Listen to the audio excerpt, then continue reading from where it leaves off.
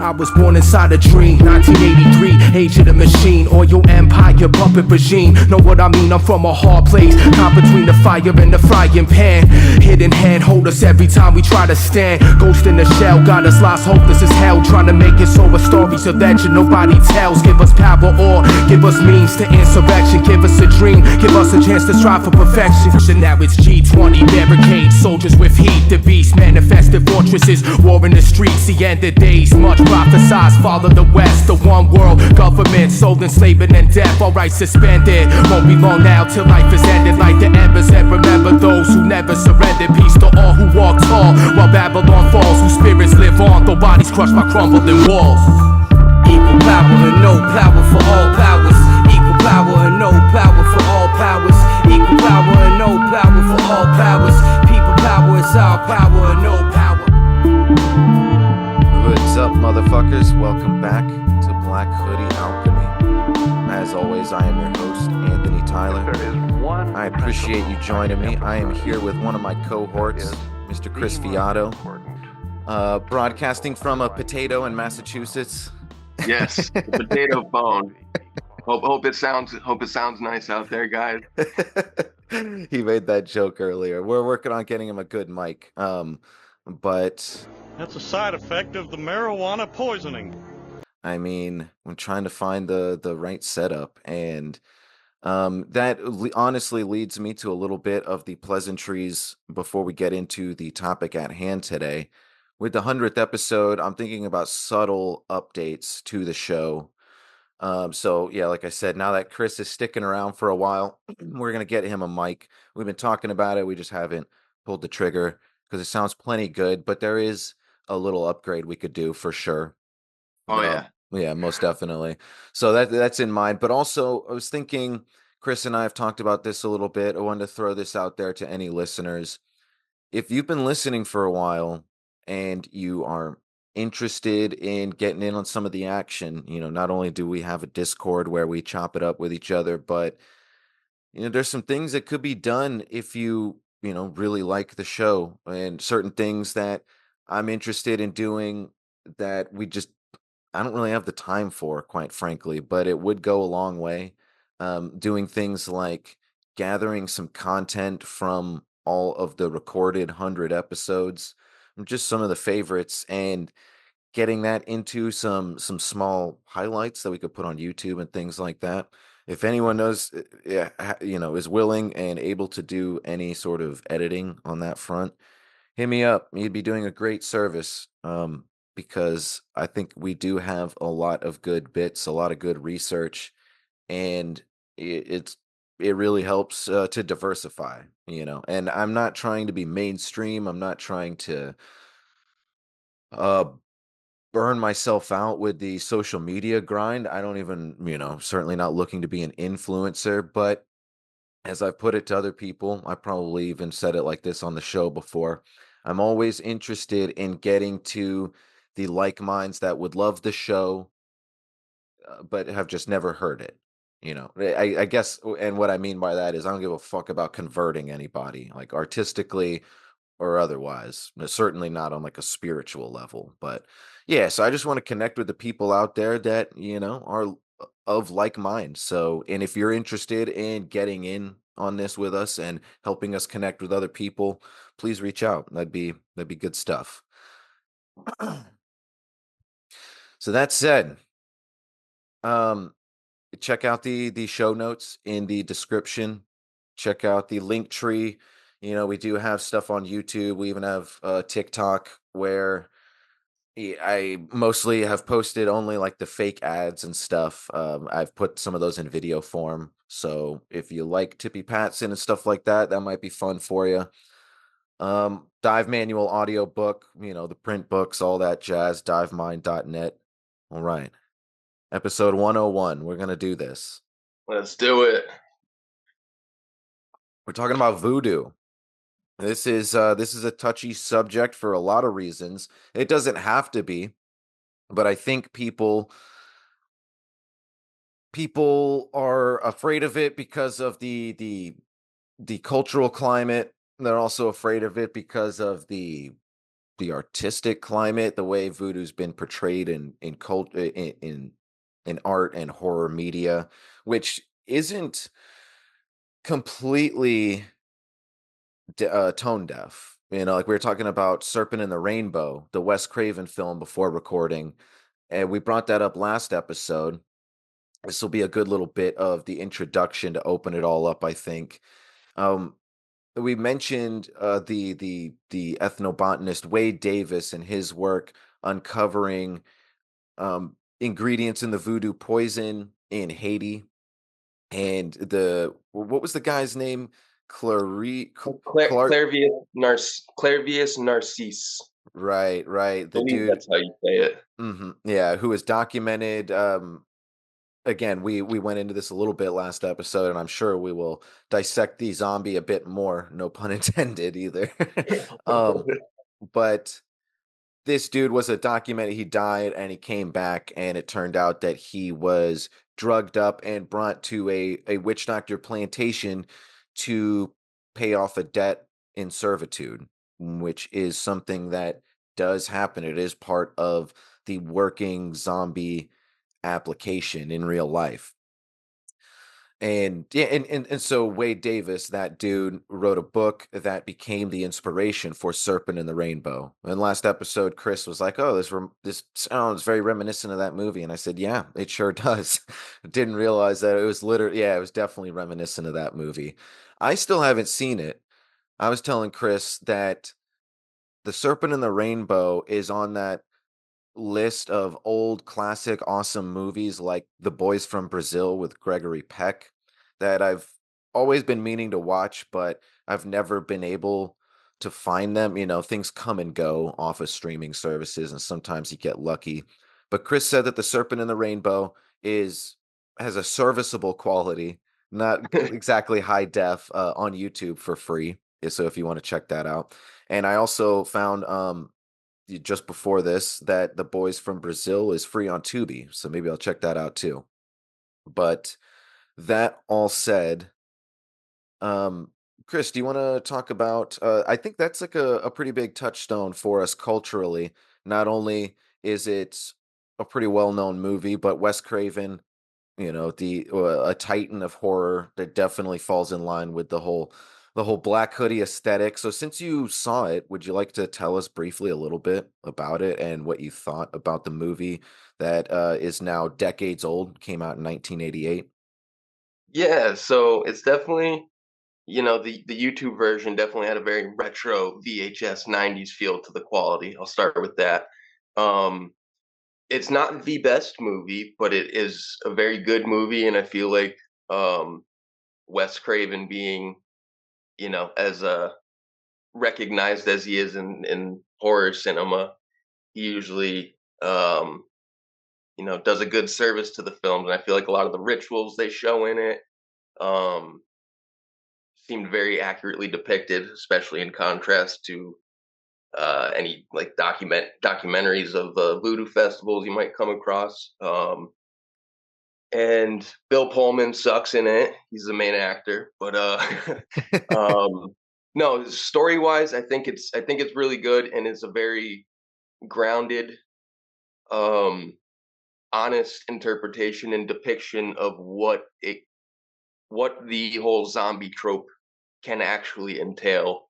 We've been brought up in like zombie horror cinema to have this like, grotesque, decrepit image of the dead coming back to life, and it's um doesn't necessarily have to mean that. It can again have a very more grounded interpretation and application, um, by means of using extremely eccentric blends of ingredients you find in nature. Some, some, Yeah. really, some really fucked up shit. Um, but I think it really comes down to an understanding of like dark psychology and understanding again natural medicines uh in order to, like I said with this dude Clairvius Narcisse, like one of the things that I believe makes him appear to be dead was the what is it called? I have it right here. It's a paralytic from a puffer fish that they gave him, Right. I and think tetrotoxin, I believe it's called. tetrodotoxin, Yeah, I and always forget how all the syllables work in there. yeah, it's a mouthful. But and then they got Datura, fucking freshly killed, ground up blue lizards, large dried toads. Bufo marinus is the specific, like the cane toad, Yeah, ground wrapped in up a human dried. bones. Yeah, like human infant skulls crushed up and ground up. Um, and so from the movie, like a lot of the more subtext aspects like that, the stuff that they don't necessarily say right out, but if you're paying attention, you can kind of, again read into the subtext. But it really got me thinking just about, the idea of chemical concoctions and creating mind slaves, and it led me down my, I have some very conspiratorial roots the way I was raised, and it got me thinking just again the modernization of uh, psychological manipulation tactics for those who understand the mechanisms of human psychology. And it just, I also found about the movie too, one of the just them showing how in the Haitian village that this takes place, and how the government is completely in on the voodoo. Like, voodoo doesn't necessarily mean dark negative shit. Any type of magic or weapon or tool, it's all depends on who's wielding it. So we have this dark interpretation of voodoo to steer us away from looking into it and think it's all evil. But I found it very interesting, yeah, that their government was run by, like, the head voodoo practitioner was one of the captains of the local government. And Yeah, which is a very again, real facet of yeah, life. and it really got me thinking down again, just modern interpretations, especially in America, because we are taught not to believe in magic, but most other cultures have their own folk magic traditions. Yeah. And if you wanted to be a dark sorcerer and fucking zombify a population, you would limit their access or ability to understand some of some of these more occult aspects of psychology. And you could again zombify an entire fucking population and make them do your bidding, especially if you teach them to interpret what they identify as a zombie to be the fucking undead from Dawn of the Dead. Right. All right. Well, let's ground some of this here a little bit as Sorry, that well. was a little crazy, guys. Well, we don't want to scare people off because we're not trying to demonize voodoo here. Because there's a complex history, and voodoo is a very positive, um, inspirational thing to me, and I know Chris as well.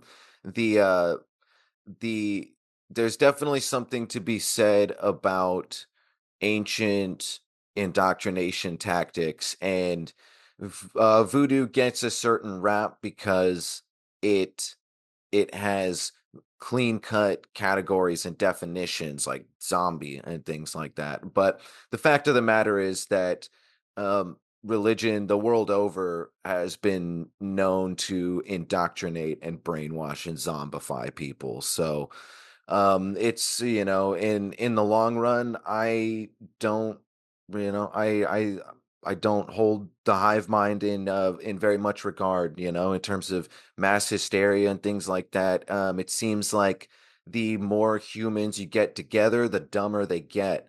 So um maybe you could say that that voodoo has a little bit of a lean towards the individual indoctrination. It's something like Christianity has a lean towards a collective indoctrination. It's very hive mind and bully with the numbers kind of situation, which is something that voodoo does not do at all. There's no proselytizing. They don't give a fuck about recruiting you. None of that. and I love voodoo for that. Quite frankly, I've always been a bit inspired by voodoo, and after all this research, I am all the more inspired. Like I certainly wouldn't call myself a practitioner because I'm not close enough to it, but I, study comparative religion, and everyone knows listening to the show, I'm very Jungian, and voodoo definitely close to my heart, especially having made some trips to New Orleans now. I definitely need to explore that city a bit more. So we'll get into the zombies a bit more at towards the end. Like I said, go check out last episode, and you can get a bit on that as well. But in terms of voodoo, we're gonna get into it all. We got the dolls, we got the different. We're gonna talk about their rights of possession and things like that. And buckle up because this is a winding, complex story. This is something that requires us to redefine a lot of let me put it like this. If you're familiar with esoterica and comparative religion and the malleability of symbols, these symbols have uh they have a spine to them, but depending on the culture, the context can be different. So we're going to have complete different contexts here in a lot of cases. And really, by just simply by understanding, there's not a whole lot of legwork you have to do in demystifying. All you have to do is sit down and just simply take the time to understand a different culture, and it all seems a lot less scary. Um, but that said, there's still voodoo is a complex thing for another reason being it was used in very self-defensive ways. I relate it to almost I've used the term like a guerrilla warfare spirituality in some ways. So it raises questions, complex ethical and moral questions, not insofar as is voodoo good or bad. It's a tool like anything else, but the things that you can do with voodoo, something like a voodoo doll or a zombie. These are complex moral, ethical questions. Yeah, uh, I didn't mean to come in so heavy there because I too have a great respect for again voodoo because it's a variation of folk magic, which again just seems to be a culture's way of utilizing chaos magic and what works for them and what they have around. And no, yeah, you didn't come across too hot at all.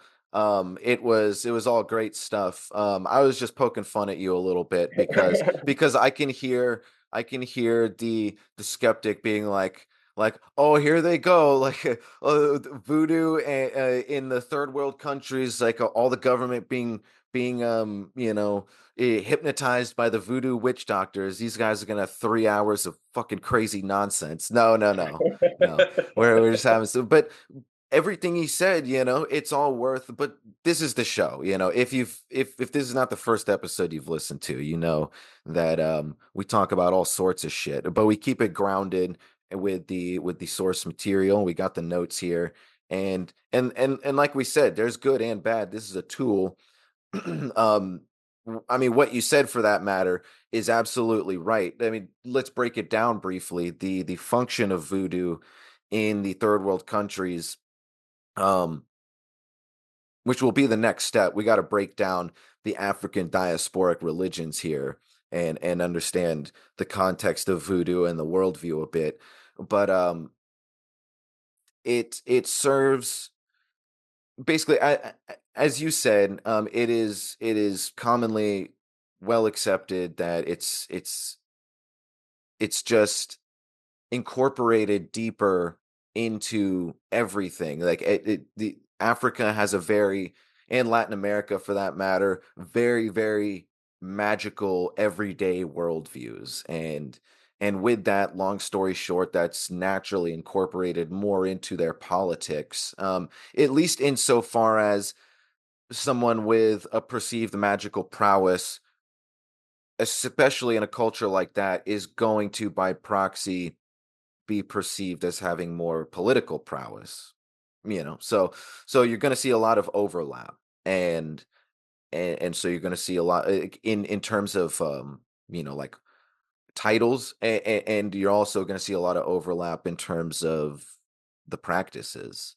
So that's a very commonly accepted thing, and actually really helps kind of explain. That's something even in the research with the the funk the practical function of the zombie.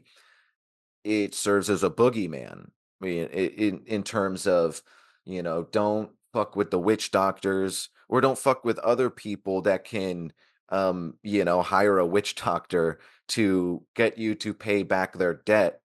It does serve as a sort of cultural regulation, a darker form of do unto others, um, which is best left at a folk tale. But then there are some sick bastards who, and obviously this isn't all witch doctors either, who take that very seriously, and then they literally dig people up after blasting them with the tetrodotoxin and send them off to plantations, And in the case of Clairvius Narcisse, the only reason he came back after several years was because the witch doctor died. And then all his zombies, quote unquote zombies, were just left to be like, oh, okay, I guess we'll just head on out. There's no one keeping us here, brutally beating us and drugging us for forced labor. So I guess we'll just head on home.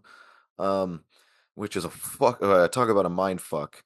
And But also too, if anyone's wondering, like how do you bury someone and like then they come back, just again using the paralytic aspect, which is active for about 12 hours from what I understand.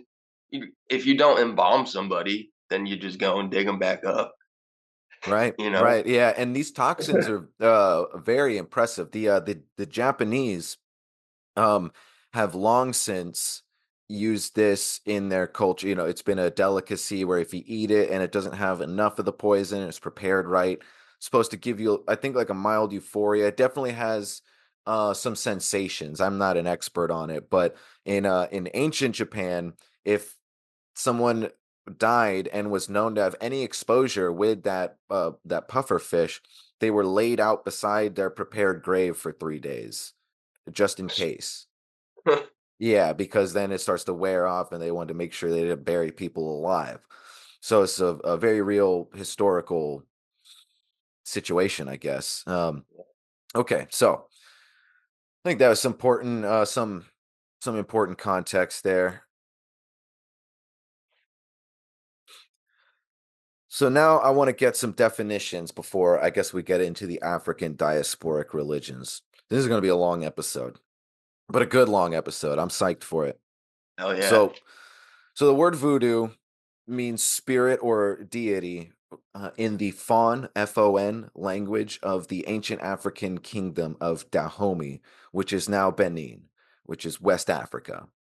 What we're essentially looking at is the the cascade effect and the continuation of the West African mystery rites, and how they how the slave trade sort of, in a way you could say that the best case scenario of the slave trade was, the glass half full of that was, as much as they tried to just completely destroy and disenfranchise an entire swath of people, just white colonizers.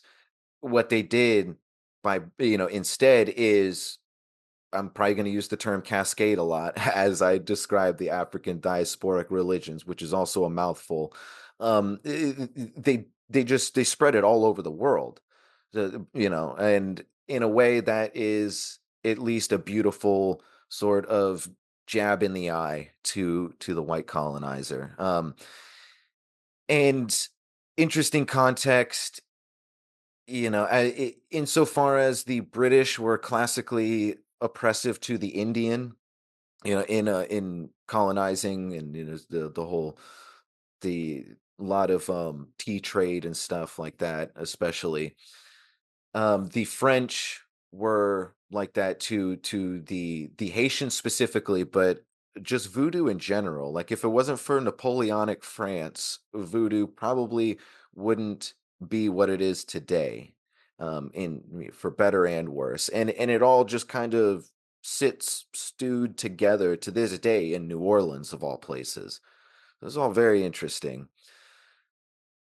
Um, in terms of the West African mystery rites, it is safe to say that, generally speaking, iboga was prominently used in the proto voodoo, what you could call Vodun rites.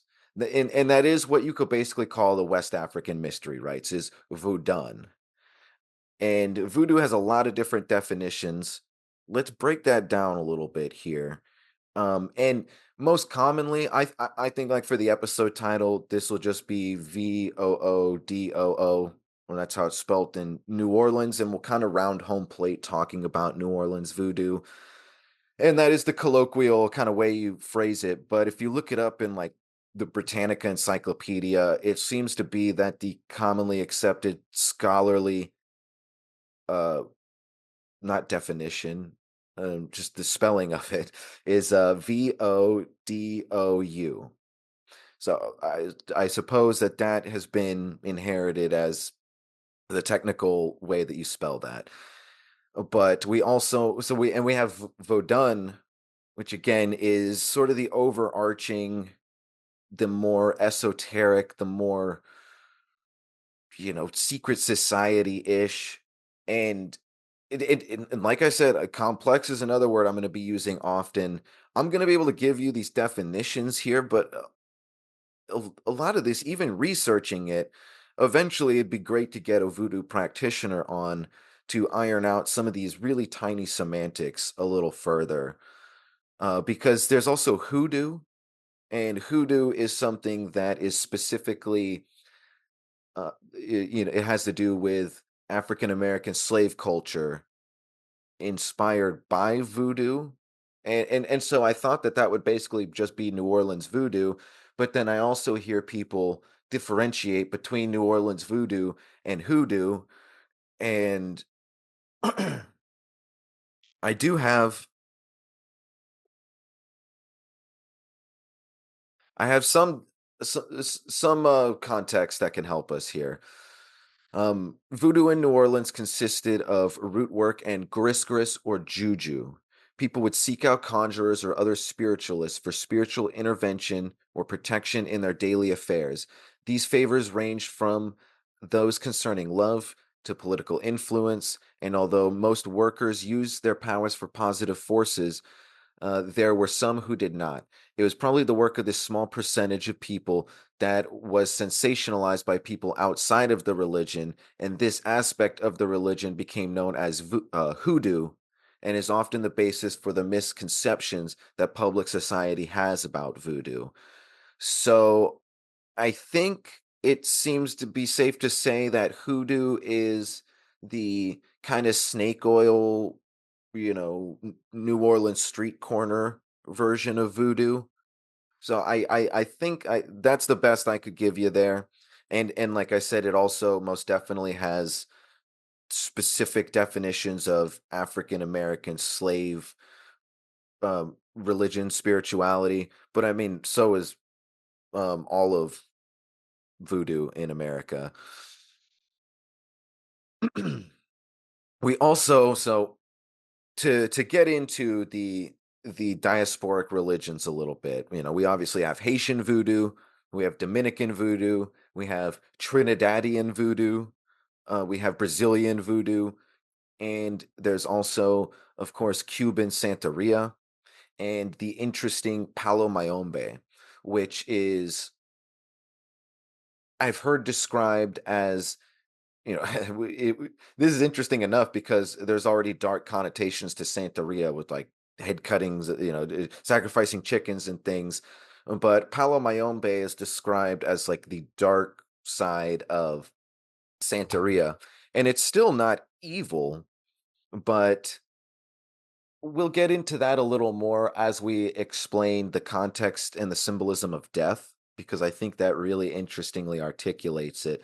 But suffice it to say for now that Palo Mayombe has a very specific kind of ancestral worship, and it fueled the satanic panic in the late 80s because of the infamous story that I covered in, I believe it was like the second episode, Adolfo Constanzo and the narco Satanists.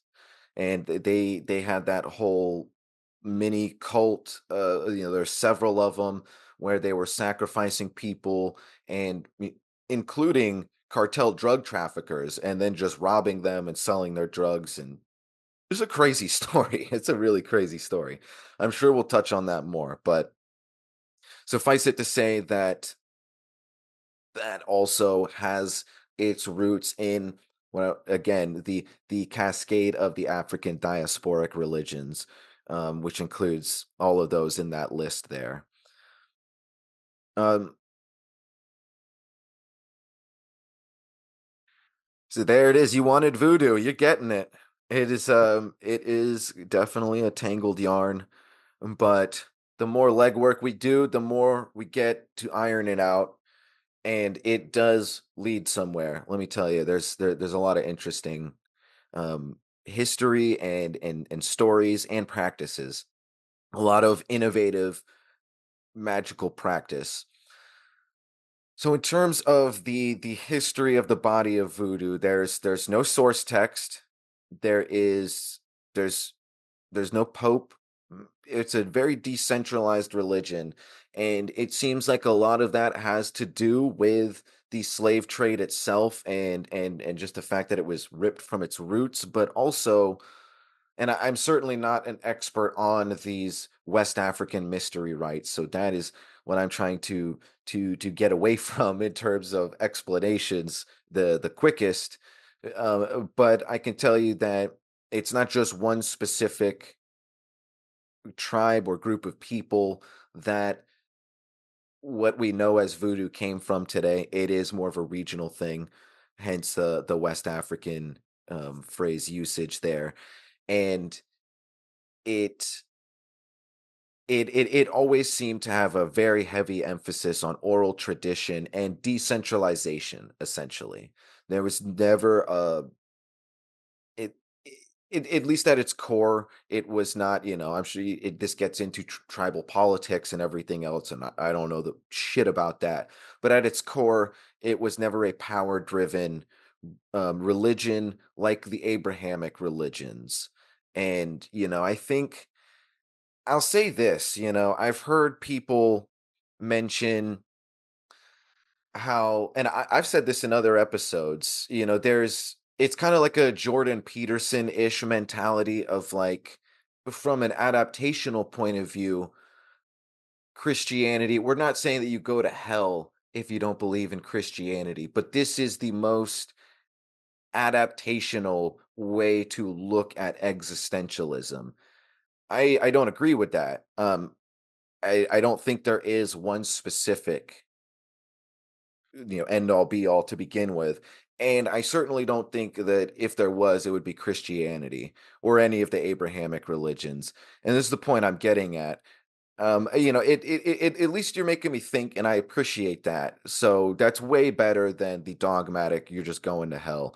That said, though, if anything, it seems like voodoo is way more pro-adaptive than Christianity. It's by its nature designed to flourish amidst decentralization, and it is by design meant to continuously expand. It has adaptation built into its tradition, which is not something you find very often.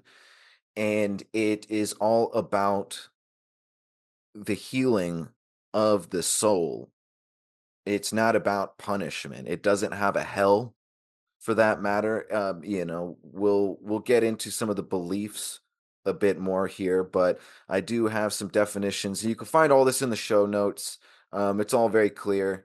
I try not to get into like every little thing is from here. You know, a lot of this is from some of these small definition bits from Britannica Encyclopedia. If it's a specific author, I try to give them credit, but a lot of times it's just websites themselves, even when it's like official ones.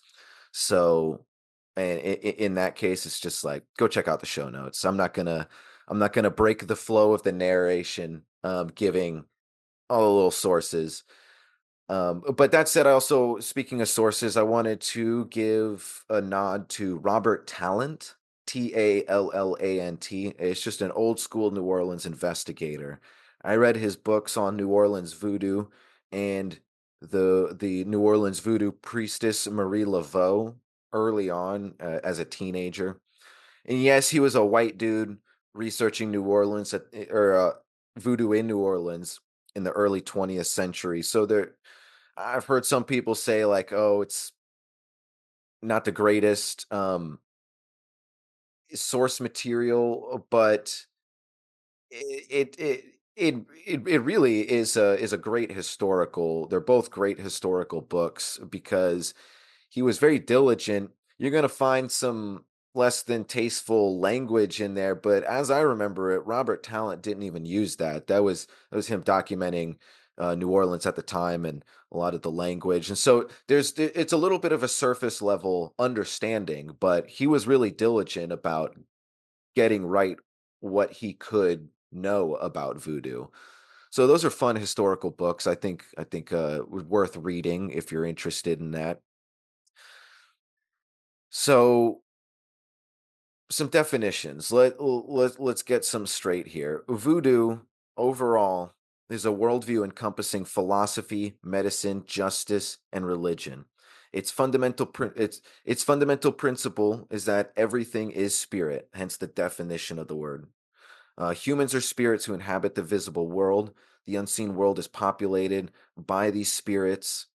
I'll do my best to say these words once. We have the Liwa, which are the spirits, the Misti, the mysteries, the Envisib, the invisibles, and the Zanj, the Zanj, are the angels, and the spirits and the ancestors of the recently deceased. All these spirits are believed to live in a mythic land called Genen, which is the cosmic Africa of sorts. And at least today, the with syncretism and the amalgamation of religion, which is part of the narrative that we'll get into more. The God of the Christian Bible, Yahweh, is understood to be the creator of this whole situation. So the primary goal and activity of voodoo is to serve the spirits. To offer prayers and perform various devotional rites directed at God and particular spirits in return for health, protection, and favor. Spirit possession plays an important role in Afro-Haitian religion, as it does in many world religions. During religious rites, believers sometimes enter a trance-like state in which the devotee may eat and drink, perform stylized dances, give supernaturally inspired advice to people, or perform medical cures or special physical feats. These acts exhibit the incarnate presence of the Liwa within the entranced devotee. Voodoo ritual activity is aimed at refining and restoring balance and energy in relationships between people and the spirits of the unseen world. So, what do you Seems a think so form of far? seems a form of animism in a way, Very much um, so. which I'm all about that. And just the fact that it's so spirit realm heavy, I think is very important. And one of the things I am most fascinated and intrigued about just all voodoo traditions, because that's something that's just like almost entirely lacking in our culture. Um, and they seem to have just any culture that seems to have an animist mindset and an understanding of the spirit realm seems to always be so much more in touch with themselves, their their family, their neighbors. um I think there's a lot to be said for tradition, and it's the fact that I think there's recognized in West Africa 30 million practitioners in modern day, and that's just people Wow. who again acknowledge it. So for any skeptics out there in regards to occult ideas, magic, like there's also a lot to be said for belief. And there's 30 million people just, I know it's a large continent, but that's a lot of people and a lot of um, dedicated attention and awareness to the reverence of, again, the ancestral spirits and keeping these traditions alive and allowing them to grow and branch off. I think that seems to be something seriously missing from American culture. It's a very materialist based world, and look where we are. Yeah, even a lot of the religion, the spirituality around here is so materialist based. Yep. And as a minor side note, but still definitely in line with voodoo discussion, I did not watch The Serpent and the Rainbow, but what I did watch before recording this is I rewatched District 9. What a fucking Great classic. movie. Yeah, great movie. Still holds up. It seems to be when I bring it up to people lately, the recurring theme is, "Oh, that's a dope movie. It's been years since I've seen it." So if you're one of those people, go rewatch it. It's fucking great still. And the subtext of they don't even explicitly say voodoo, but definitely voodun, I guess you would say, in and how they're even like hacking up aliens and eating them to try and absorb the power of the aliens. Like it was all so cool, man. That movie's so fucking cool. Not only does it just blend all of it has a little bit of mysticism and the sci-fi, but it is gut-wrenching and really visceral in terms of like ethics and morality. It's like I've heard other people say about different projects when you take on something that is sensational like an alien or a cartoon, like that's how adult cartoons like Family Guy and The Simpsons do more grotesque things because it's obviously a cartoon. You suspend people's disbelief more by using the aliens in District 9. They're able to talk about some really heavy like existential humanity type stuff, and great movie. And honestly does kind of like through and through in terms of the complicated morality with the spread of voodoo and everything and just everything that's baked into here. It certainly adds backdrop to the conversation, but that's all I'll say about that. We still have plenty to talk about here. What You do you just pitched, know? Oh, you go just ahead. pitched the hell out of that movie. I'm surprised Right that on. people Yeah. don't go. You don't go watch that after hearing that. I don't know. I don't know what to tell you. Yeah, fucking A. Um, so what do you know about the symbols of voodoo, Chris?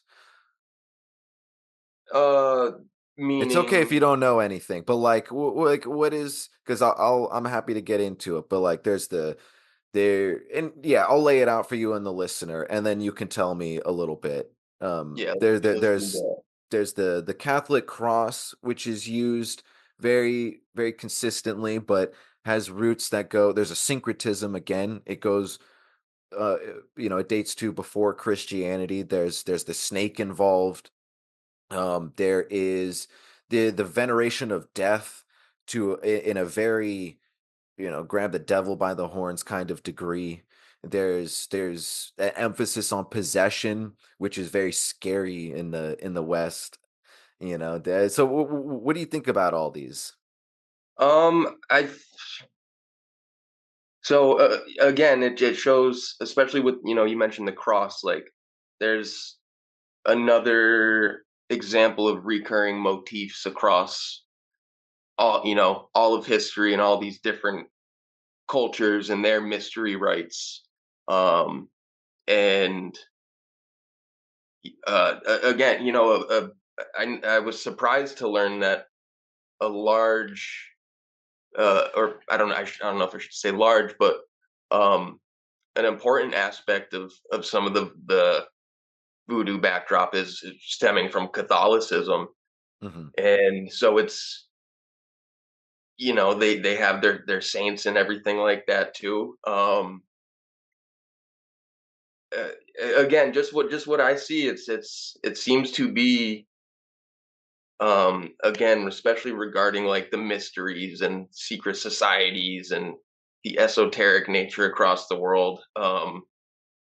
It's just, it might seem entirely different than what we may have an understanding or grasp on, but it's really, they're all shared correspondences, um, kind of, that map out a more metaphysical existence and realm that seems to be governing a lot of what's going on here. And learning the, um, possession is like, again, you could associate that to, an understanding of psychology. And uh, yeah, I just see a lot of, the more you dig into any of these, the esoteric traditions, again, they may seem entirely different, and it may seem like completely daunting to, open up this new realm of understanding. But the more I've compared, the recurring motifs of symbolism throughout, looking into all this shit, the again, it's all kind of seems to be telling a similar story, or a similar mythological mythologizing, again, of this metaphysical realm that we can tap into and learn to understand. um and There's sorry. a lot to synthesize here. I don't blame you for pausing and thought one bit. And I will help you iron some of this out here. I think all that's well said. In terms of a final little bit on what little structure there is to voodoo, and quite frankly, for in my viewpoint, that's a point in its favor, the lack of structure. Voodoo, yeah, an oral tradition, has a lot to do with familial spirits. The priests and the priestess. So the priest is called the Ungan, the Oungan, and the priestess is called the Manbo, or Mambo, either spelling there. And the ritual drummers are the Untogi, the Ountogi, and that is also like a very formal, important tradition. And that comprises, like any formality to do with congregations, essentially.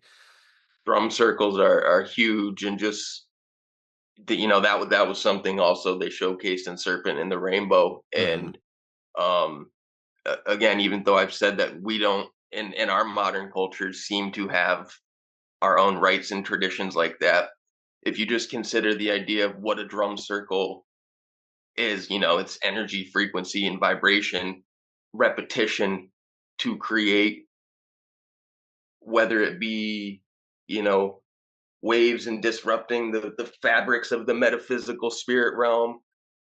It can tap into the human psyche if you understand how to utilize specific frequencies and rhythms and forms of repetition. And we, just see that in modern music. It's just not in a tribal, ritualistic sense. It's not in a magical sense the way we kind of utilize these things, but they can be, if we develop this understanding of, the things we intake. They do have a magical aspect to it. It's just, we've been so led astray to from our understanding of what magic actually is. It makes it hard for people. There's a cognitive dissonance in making a connection, like, as going to concerts or something like that, especially like modern day hip hop concerts, seems to be a darker aspect, but a very hypnotic ritual. I'm mainly thinking of Astro World right now. Fucking No, right, right. No kidding. Um, well, let's see where to start with the symbols here. We're taking a pit stop on our voodoo historical overview timeline, and we're gonna get in to the symbols a bit. I think, you know, the snake and the cross, good places to start. I'll probably end with death because that's going to be a little bit of a mouthful. The snake is, and is both of these have.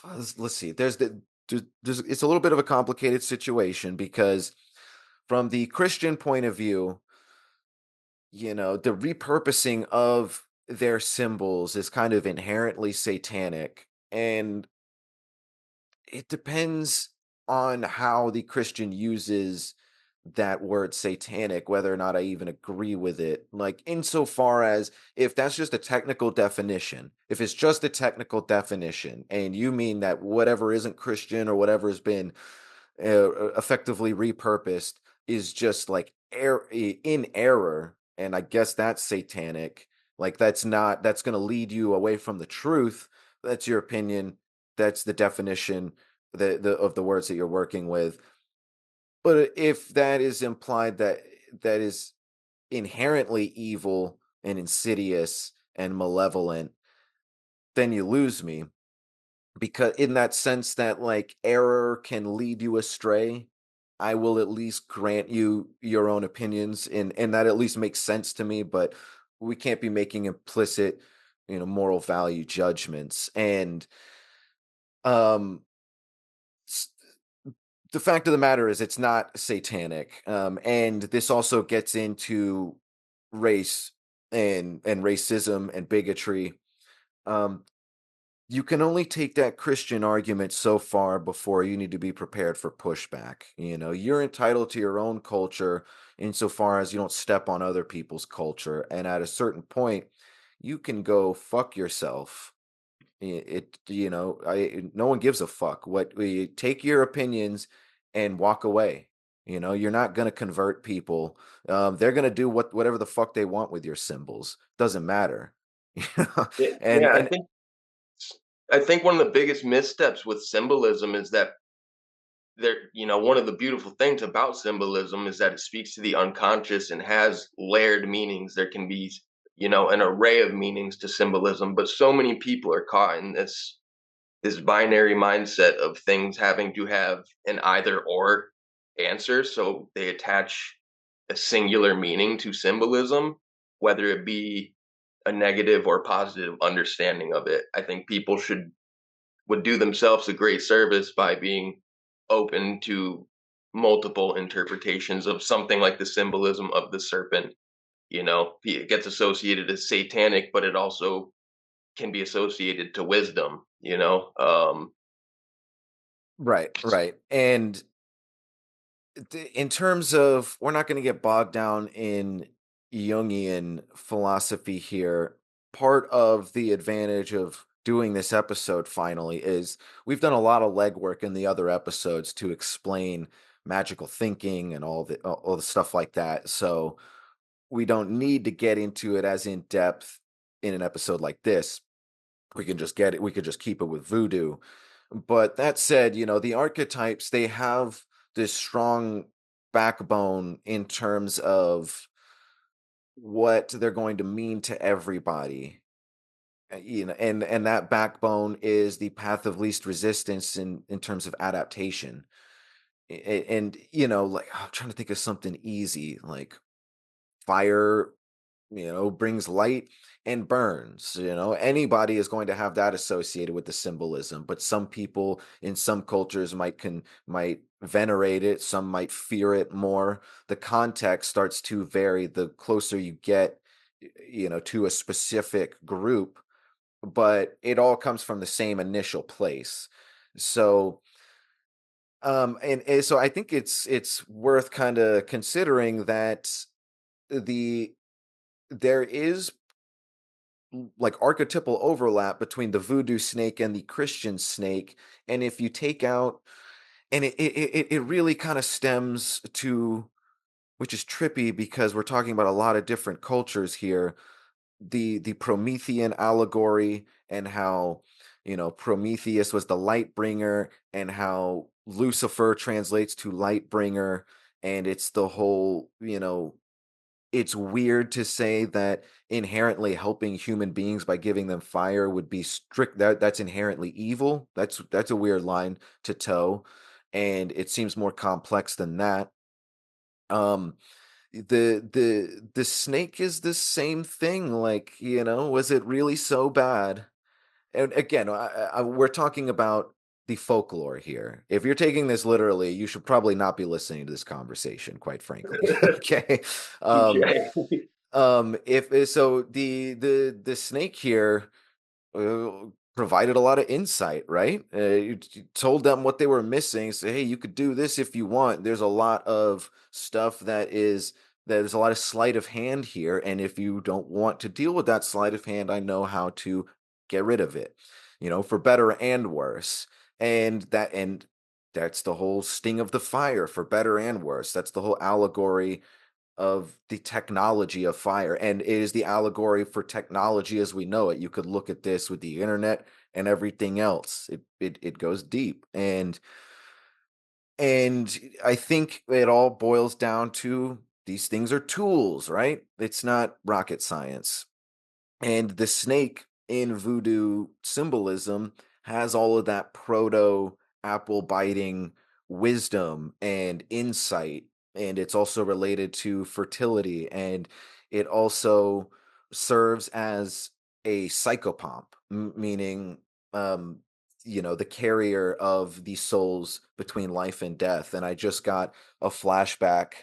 I haven't seen it, but I've heard terrible things. I got a trauma flashback of the Crow remake that just came out at the time of recording this, because the Crow is the psychopomp, and God, folks, yeah, I think damn near everyone listening to the show is probably in mourning about that Crow remake. I'm with you, folks, and so is Chris. We're very Yep. sad about that one.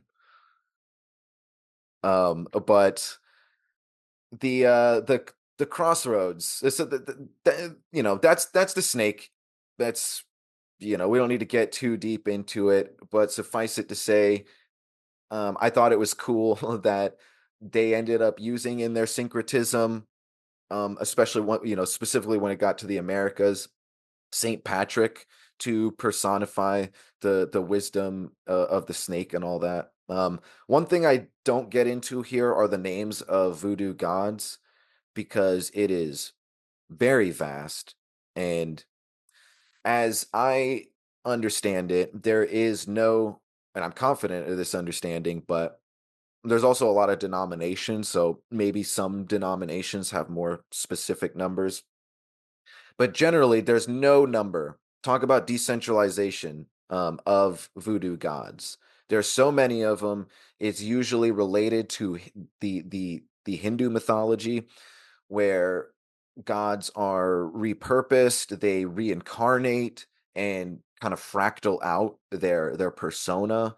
So it is almost impossible to keep track of it all. It seems like in voodoo they literally did not try, because what I was told, and actually I think this is a fun time to say, everyone should go, if you liked voodoo, and you want to hear more about this, go check out, it's on YouTube, the full History Channel documentary. It was back when the History Channel was not just Ancient Aliens, and fucking Leonard Nimoy, Spock himself, narrates an hour and a half History Channel documentary about voodoo, and it was really good.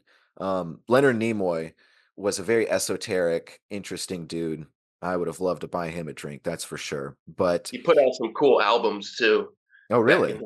Yeah, What it's kind of? kind of like spoken word Oh, sort of cool. music. It's Very very cool. interesting. So he narrated this documentary, and in that documentary, I heard some of the religious scholars talk about, there the number given for the voodoo gods often begins with a 2 and ends with a 1. So it's 201 or 2001, and it's meant to be symbolic. It's meant to be like, think of a big number and then double it and then add one more on top of that, basically. Like, it's just bigger than you can imagine. And it's very animistic, like Chris said. So, It also reminds me, again, just comparing correspondences, how um Europe, they had like Goetic magic, or from King Solomon stemmed Goetic magic, and then John Dee and Edward Kelly developed the Enochian language, and it's kind of just creating a framework for these seeming archetypal spirits that ancestral or otherwise. I'm not going to pretend to understand all of that, but it's a way of categorizing. But I like you're saying, the idea that they don't really have a set number, because I feel like setting a number feels like conclusive when it's very hard to be conclusive about Yeah. metaphysical things. And voodoo's very open to its own adaptation. So Yeah, I love that. In terms of their afterlife perspectives, it's a lot of ancestral worship. It also reminds me a lot of Tibetan Book of the Dead vibes. There's a lot of soul travel. There's a lot of ceremony that is done right after a person dies, to sort of help guide the soul. And there's a lot to do with the soul lingering in sort of Western classical paranormal ghostly ideas. And again, lots of denominations, but it is a general strong running motif in voodoo traditions that there's a duality to the soul. There's like a big angel and a little angel that your soul is comprised of, and one maintains its familial identity. It stays here as an ancestral spirit. It plays a role in the community, and particularly in watching over its family.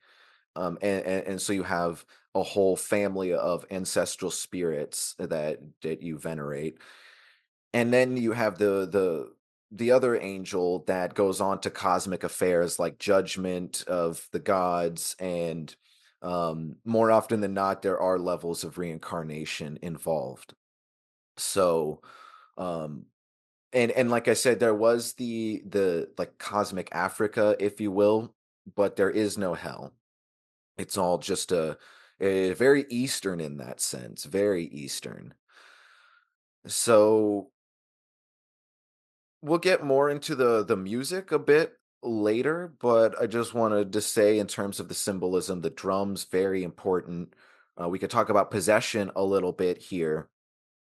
Possession is probably just not the right word to use for it. It is technically, but I think that does it a disservice. It's not at all it's not at all like Catholic possession at all. What you might be able, I'm trying to think of like spirit imbuing, being It's more. imbued by a spirit. But in the West, we consider possession to be something parasitic, very literally. And in Africa, where this comes from, it's in voodoo overall, it's not considered parasitic whatsoever. And in fact, the common allegory given to describe it is that the spirit rides the human being like as if the human being was a horse. So it's not even invasive, it's more of a dance. It's if you consider the human psyche as like a fractured whole, and we only are used to using a small part of those and tapping into a very finite um, sliver of specific attributes. We don't understand that in a way these spirits are a part of us if we are a part of the whole. So it's turning on circuits in a way that we've never had a relationship with, and it may feel like a possession sometimes. Like I've had experience, I talked in the last episode, had a few experiences of feeling possessed in some ways, but I think that's a big aspect of it too. But again, with the our interpretation of it, which is largely dictated by like a Christian Catholic backdrop. Like you said, it's a very literal and kind of parasitic thing, which also in a way, considering the psyche as a whole, like some of the darker aspects, are a part of our nature. We're just not familiar with them, but they're always there. Yeah, and it's all very judgy sometimes, people's perceptions of voodoo. Even to this day, we have plenty of curious Christian denominations that speak in tongues, and they're running around high-fiving each other The during mega the song. churches. I'll always picture the mega church footage. Just Yeah, I'm just imagining the scene in Borat in my head where he goes to the mega church after his heart is broken, um, as Azamat leaves him and he realizes that Pamela Anderson made the sex tape with Tommy Lee. Oh oh man. man, I'm not gonna do any quotes from that. But yeah, no. So seriously though, seriously, ground it back here. There's a whole lot of room in Abrahamic practice and just comparative religious practice in general. Like possession doesn't have to be, again, demonic possession is the overall. A lot of people just say possession, demonic possession, one and the same. No, there's two words there for a reason because it's more descriptive. And these people are basically just having communion with Yahweh himself, with the variety of other gods, and allowing themselves to be a conduit for that archetypal manifestation. And then it just kind of becomes nothing more than a if you want to look at it from like a materialist point of view, it's a shaman in active meditation, right? um and what what's the best way to word it? There's it has everything to do with trance states and hypnosis. Like the Leonard Nimoy narrated documentary talks to a few people who describe their trance states when they're channeling the gods. And like we said in a definition earlier, they give advice, they give religious catharsis through dance and ceremony and the whole nine yards. And they literally talk about basically going to sleep for a little bit. It goes dark, they become not aware. It's full on clinical self hypnosis, auto hypnosis. And they'll do this for hours, and then they'll eventually come to when it's just timed. There's no specific rhyme or reason to it, it seems. And they'll be tired, they'll feel like, I need to um no, no, actually, it was the opposite. One person in particular was like, "Man, I feel like I just woke up. I'm so tired." Coming out of like a dream state almost. I'm sure there's a lot of REM and theta wave action going on. And the people, you're tired. You've been singing and dancing for hours. That's crazy. Why do you need to wake up? So very interesting clinical, tangible states of hypnosis going on here.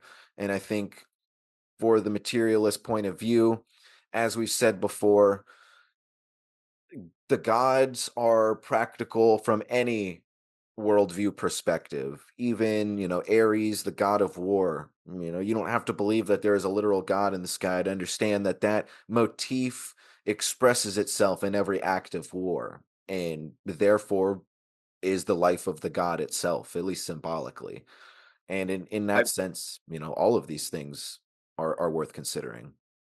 Yeah, and speaking on just the idea of possession or mediumship, I think I vaguely mentioned this friend that I had, this girl I was kind of seeing at one point. She did mediumship for Santo Daime churches, which are it's a variation of Christianity. They use ayahuasca in their churches. But I remember there was one night where she went into one of these trance states when it was just her and I, and it was it was really interesting but strange because she talked differently and she spoke with a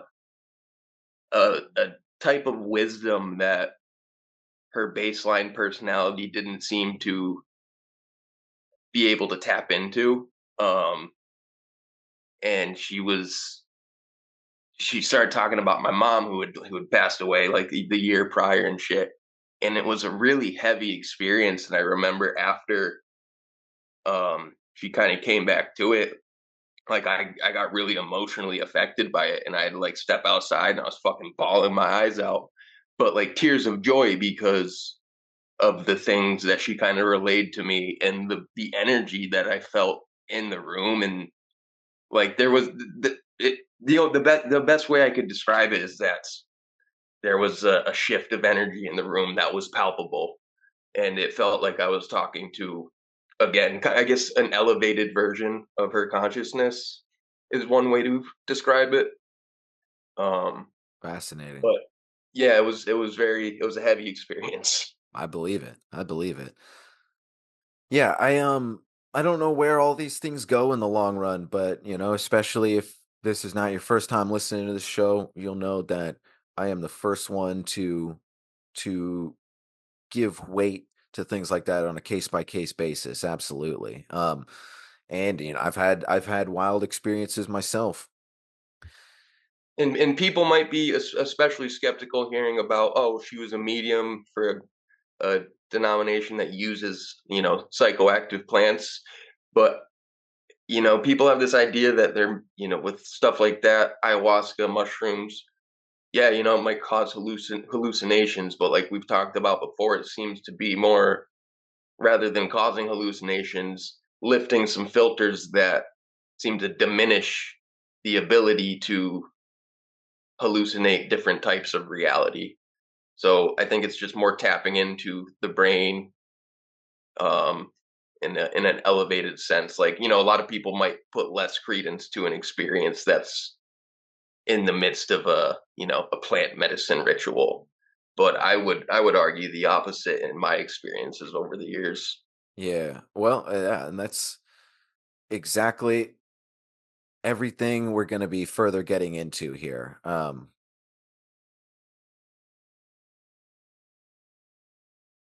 So let's see other symbols. The cross, basically, because of the syncretism, the the Christian cross is used, but it, like I said, it doesn't come from that. It's more just the archetypal comparative religious motif of the crossroads. Definitely think Robert Johnson will bring his name up to wrap it up. We'll talk about music a little bit at the end there. But just in general, the crossroads motif and how that's not inherently creepy either. It's more meant to be the intersection of the human and spirit and That just everything that comes from that.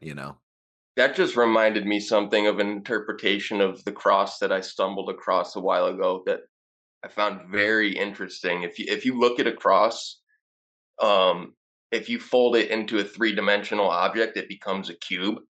Huh. And yeah, because typically the way it's drawn, they're like the top and the right and left arms are kind of equal lines, and then it's an extended line going down. Mm. And just the idea, how much cube worship there is in certain, like, the black cube of Mecca, fucking, there being like they show pictures on Saturn. There's like a cube shaped storm on like one of the nodes of Saturn. Mm. Mm. Um, but just the idea that like the crucifixion is kind of an interpretation of like the unfolding of a three-dimensional cube and creating a 2D representation, crucifying the consciousness, dumbing it down, sort of. Wow. That's fascinating. Yeah. That's some good food for thought right there. Some Um, heavy shit. yeah, yeah.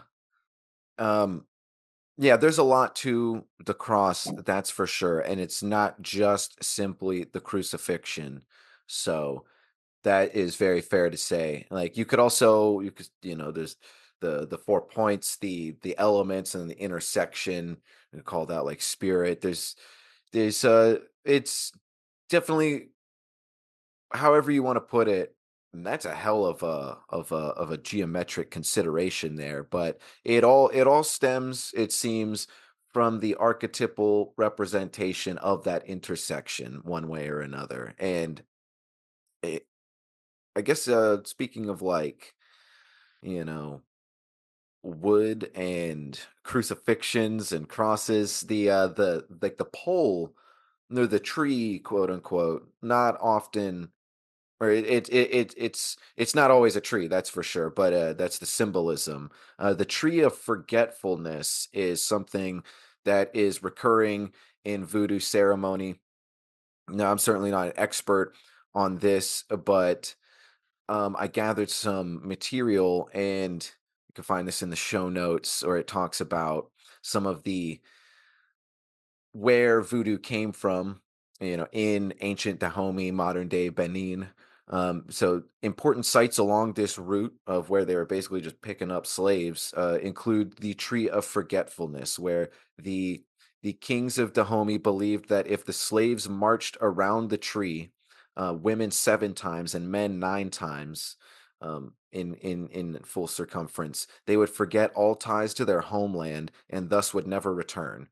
The mass grave memorial and nearby the tree of no return is also around there. So yeah, very incorporated into the ritual of, and very hypnotic of the slave masters and shippers and everybody trying to sever ties of the slaves with their homeland.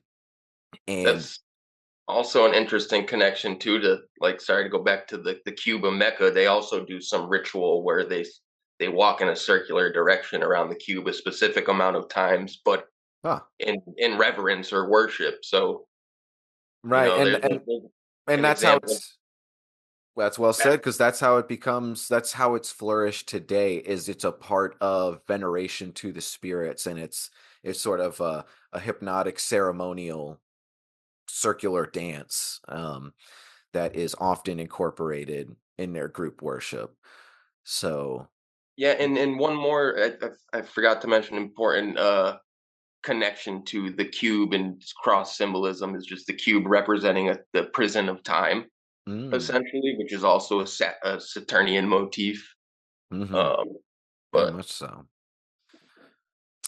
You mentioned before recording something about a digital voodoo doll.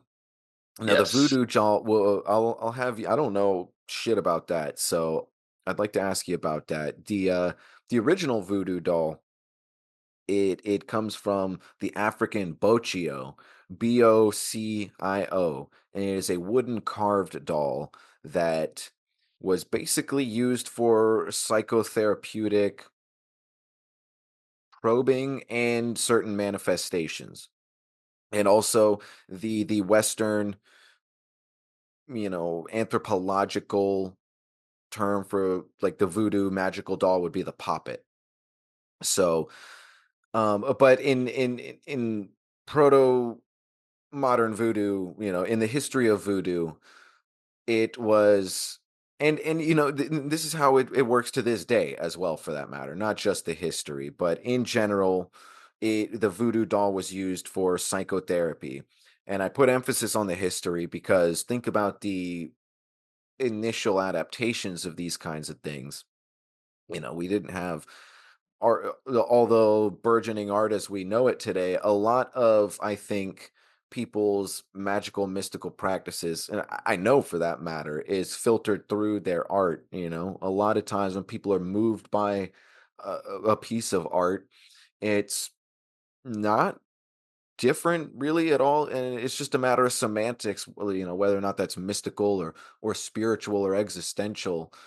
So I think it's easier to imagine at a time where something like the sky and the constellations were some of the greatest entertainment that we had, and the oral traditions in our mythologies, that something like a basic doll would have a lot of focusing power in terms of how you perceive yourself and others in the world around you. So I think from an anthropological point of view, it makes a lot of sense why and how the voodoo doll is a thing, and even why people use it to this day. I've heard, I don't know, I don't think this is like a specifically voodoo thing, but my grandma she used to have something called a worry doll, where very simple. You just tell your worries to the doll, and it was something similar to a voodoo doll, in fact, but it was not the same. And you're supposed to just leave it with the doll. And the whole idea of like a healthy form of compartmentalization fits in there. Sometimes with some dolls, they would be fashioned to like put a cork in the mouth of someone, so like you that would be a form of magic, where maybe you were trying to silence someone, things like that. And yeah, I mean, for that matter, in terms of like sticking pins in the voodoo doll, all that is genuinely a thing. But that's the dark side of voodoo, and that is not the the basic functionality of it. The basic functionality is this manifestation and hypnotic, a totem, if you will. Like a But tulpa of sorts. yes, yes, very much so. And And like, and we'll talk about we'll talk about the voodoo doll and the zombie, and like the ethics and morality of voodoo a bit after we're almost done with the symbolism here, and then we'll get into history and stuff. But yeah, but the using something like stabbing the eyes out of a voodoo doll to spite your slave master and maybe gain some freedom, like that's a gray area, but is that really wrong? That's a hell of a question. So, but before that, what the hell is a digital voodoo doll? so a digital voodoo doll. This popped back into my head last night, and it was something that I remember hearing about a couple years ago, reading some articles about the idea. So I'm like, am I just imagining this? So what went down a little digital voodoo doll rabbit hole, and this is the simplest definition. Is a dynamically generated information construct that models a person and their intentions.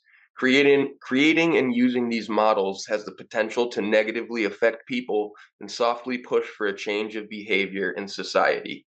So it's kind of the idea. It's similar to the idea of like a data double, them creating um, Oh a man, digital double, with digital. AI now, with Yeah, AI now, and what the fuck? with AI now and being able to utilize all of our phone data, tracking us in all sorts of ways to the point where it can, you know, more or less be a predictive tool. And the paper that I was reading like gets into the ethics of it and stuff. I didn't write down. I'll send you a link so you can, if you want, you can post it in the show notes. I'll send you a link to the Yeah, PDF file because it's a very interesting read. And again, it was just one of those things that like recurred to me, and I'm like, holy shit! And just the implications of that, especially in current times, is pretty fucking profound. But I think it's also a great example of how certain concepts, like again, a voodoo doll doesn't necessarily have to be a dark thing. Like even Seed Person talked about, he did something similar to like a puppet, and he created that stick figure friend of his, right, and then right. his daughter ended up starting to see the stick figure around the house, something like that. But I think it's a similar concept of creating a living thought form by putting intention and belief and um yeah. So getting into the idea of the digital voodoo doll and what is actually the intention and purpose behind AI. um you can go down some pretty fucking dark roads if you care to. Yeah, Um, but it yeah, could, it's something that could also used for good too. But it's hard to imagine that being implemented currently when you look around. yeah, yeah. Phew.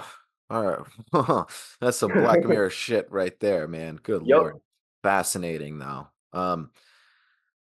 Okay, so I don't mean to gloss over certain things here, but suffice it to say that plant medicine and herbalism, akin to paganism and witchcraft in, the like the druidish sense, not the like just Christian or witchcraft sense, in shamanism, all these motifs found heavy in voodoo, all voodoo. There's always plant medicines incorporated into also their offerings. And if anyone familiar with this show gets the gist, and we don't need to get too deep into that. There's also divination and fortune telling. I think we don't need to get too deep into the weeds on that either. These things will also vary again with denominations a little bit, but they're heavy facets, the folk magic elements.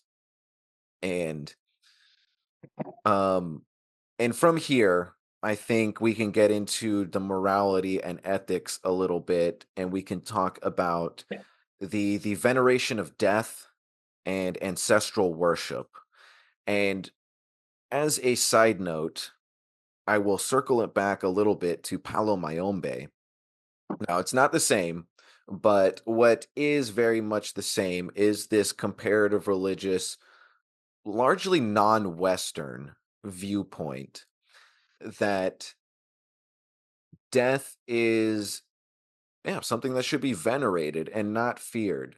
And we fear death in the West, but we don't really fear death. We fear everything associated with it. We don't know when it's going to come. We don't know what it's going to leave undone.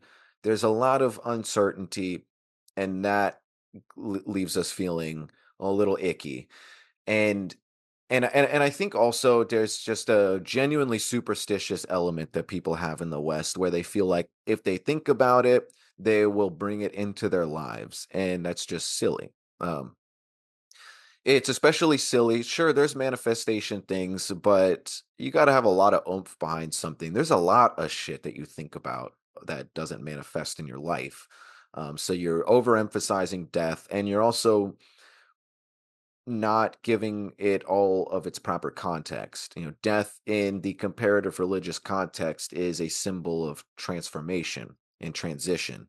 We're going through deaths all the time in our own daily lives. The death and blossoming of a new aspect of your personality.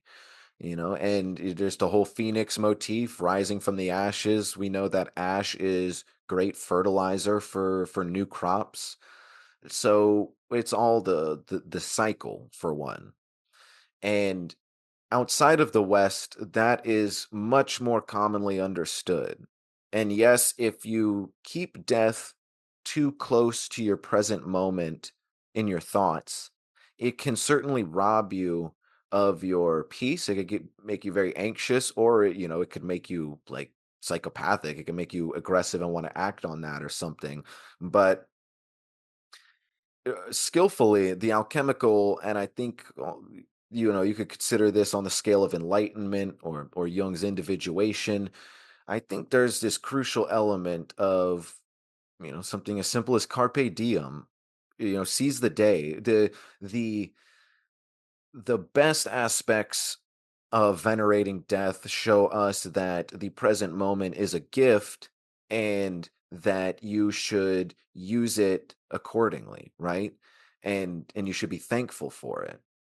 And if you because there is an urgency in holding death in your thoughts in the present moment, there is a genuine urgency. But if you can let that if you are able to make sure that doesn't rob you of your peace, and you just maintain that urgency, that's a beautiful, powerful thing.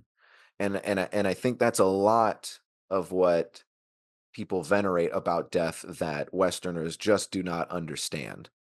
And ancestral worship has everything to do with that. And it's when you look at it like that, the power of the urgency and the the beauty of the gift of the present moment, all of a sudden, even though I'm not going to do it, don't get me wrong, I'm not going to do this, but all of a sudden, using your grandma's skull in your altar seems kind of peaceful, doesn't it? You know? And especially when we're looking at a grand historical scale, time and culture adaptations like these, it, we'll put it like this: even in the Abrahamic religions, a lot of animal sacrifice was being worshipped, and also, for that matter, in that example, you of course did not sacrifice grandma. She died peacefully, and you are honoring her, and you gave her a proper burial. And that's a really exaggerated example. Most of the time, um, it's something a lot more benign. It's, fingers, it's something. But I mentioned Palo Mayombe. This is where I'm getting with ancestral worship and the veneration of the dead. In Palo Mayombe, it is a common practice to have basically a cauldron, the nganga, and it acts as a vessel, a physical vessel for a spirit. Um, any one of these variety of spirits that one might be working with. Like we said, there's a lot, and and it also has to do. It's an amalgam. It's an amalgamation. In a lot of times, there's a collection of things going on, and that is exemplified in the ingredients in the cauldron. And it sounds very dark. Like in a lot of cases, like if you were to do an animal sacrifice, you would put pieces of the animal into the cauldron, put a lid on it, and then it just stays there. And I bring this up because this is much darker than voodoo, and um, it is a very, very hard thing for us to wrap our heads around in the West. Like, not only that people might do that, but that they might feel a positive spiritual connection and a veneration to their ancestors and things in this way. But again, when you look at the the sort of razor's edge of the symbolism of death and what it can mean, how it can go wrong, or how it can be very positive, this is a very powerful, interesting symbolism, and it was taken to extremes when the narco-Satanists and Adolfo Constanzo started sacrificing Americans on spring break and cartel drug traffickers and putting their remains in their nganga. You could see how that could actually cause satanic panic in a unfortunately misguided but very understandable way. They destroy, we build, we build. They destroy, we build, we build. They destroy, we build, we build. They destroy, we build, we build. We build, we build. Making tunnels out of rubble and something out of nothing. Breaking bread without a bundle, building plans without a huddle. Make a cloud out of a puddle, pulling strings with a trumpet. Trigums out of troubles, tipping tables, making something. Make a sum out of assumptions, gather arrows for the hunting. Been around the planet without planning some fresh pulls. Golf for holding one, bang the mesh, bang the dish cold. Make oxygen out of dead air, the dead hole. Make music out of white noise, follow tradition. Make music out of white noise, breaking conditions. Basement attic, building power out of static. Drag the coward out of savage, building towers out of baggage. The city's in the city with the culture, cure the planet. Medicine man with needles, everything is up for grabbing. Cause my hands are empty-handed, perfect to mold the planet. I'm Benny the Butcher, Superfly to Jimmy Snooker, look up. Spoiled brats, wagon jumpers with no cables. Jumping dark angels, crushing your sharp halos. Horns gotta beep it, caught up in the hours rush. Sense of the motion, the movements intruded by honor hush. Generals know that, show your respect son. We the messiah, the fire on your attire, we bund up. Basement hustle, breaking tissue, making muscle. A path out of aftermath to equal no rebuttal. You could deal it, you could shuffle. Show face, no ace. Jokers in the box, I'm a threat to stars, no space. Full moon, broken clouds, half cocoon, half free. Can't breathe, passed out, my last sleep. I'm awake, juggle the moon and the sun. So there's night and day, we overproof, so I trust. BWC, tainted wisdom on the spree. Missile with anarchy, organized, so we free. Archer aiming, anarchy, sharp exposure. Her scarf was cobra, devil wears an odor. The garden shots are aura, blinking like the North Star. Swinging gavel, singing songs of freedom in the courtyard. I'm from another planet, eating bars, melting as I hold Mars. Elvis dancing on the road with art. Cupid popping arrows, pump the volume in a cold heart. Cupid popping arrows, pump the volume in a cold heart. They destroy, we build, we build. They destroy, we build, we build. They destroy, we build, we build. They destroy, we build, we build. They destroy, we build, we build. They destroy, we build, we build. They destroy, we build, we build. They destroy, we build, we build. Build the pyramids.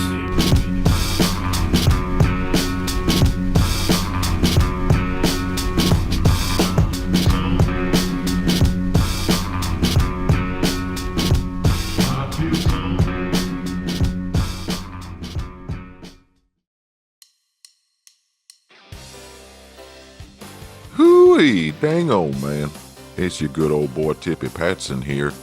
You know, leader of the League of Extraordinary Gents, and I know the numbers have been thinning a bit lately, but we got some good old news. Well, I got a pretty mixed bag for you, but I'm excited about the good news, okay? Now, don't forget to check out all my products and all this and that. You know, you heard me talk about it. The Dolphin Glue Hair Gel, Tibetan Rainbow Body Weight Loss Program. And you heard that I've been done hanging out with old Aaron Rodgers, and I lost him in the sewers while we were hunting for gators in New York City. Well, Aaron made his way out, and not only did he file a class action civil lawsuit against me for leaving him down there, I didn't leave him, I just couldn't find him. He ran off from looking for them rats. But he also found my good old buddy, my good friend, longtime friend, Bayou Jones, that we left accidentally. We couldn't find him in Portugal in transit as we shipped ourselves in crates from the Everglades over to Europe. Now I'm glad to see that Bayou Jones is doing all right, but you know, I'm sweating this class action lawsuit, y'all, and I'm really hoping that they don't find the plumber and the electrician that Jeff Mamba tied up and, you know, interrogated with questions about the Illuminati while I was gone. So this shit could stack up a little bit, you know. But the good news is I am officially starting my own podcast, and I'm very excited about it. Right now, I believe it's going to be called Gator Wrestling with Tippy and Justin. And my co-host is going to be Justin Otto. And we're going to have Jeff Mamba and Apex Monsoon up in there a little bit. And we don't have any dates yet, but we started tinkering around in the studio, and I'm very excited. Hold on to your horses there, okay? But keep your eyes peeled. And also, you know, just to raise some money, I've decided that I'm also going to be a travel advisor. Yeah, so, you know, if you're wondering whether or not you should travel, just hit me up and I'll let you know. You know, you're going to have to figure out the plans and stuff on your own, but I'll let you know whether or not you should travel. And also, if anyone's, you know, listening to this and is good at lawyer talk, you know, hit me up. I need a lawyer. I do need a lawyer. All right, y'all. I'm out of here. Tippy Patson over and out.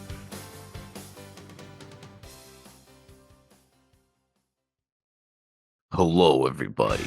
Jeff Mamba, Mind Jockey, is in the house, and I'm currently looking for like a Hevak, you know, maintenance guy to come and look at my air ducts. You know, it has nothing to do. Please, if you're concerned, if you heard that I've been recently doing investigations into the ancient trades schools and the connection to the Illuminatis. You know, there's the Freemason bricklayers, there's the infernal electricians, there's the suicidal dentists, and all these other things.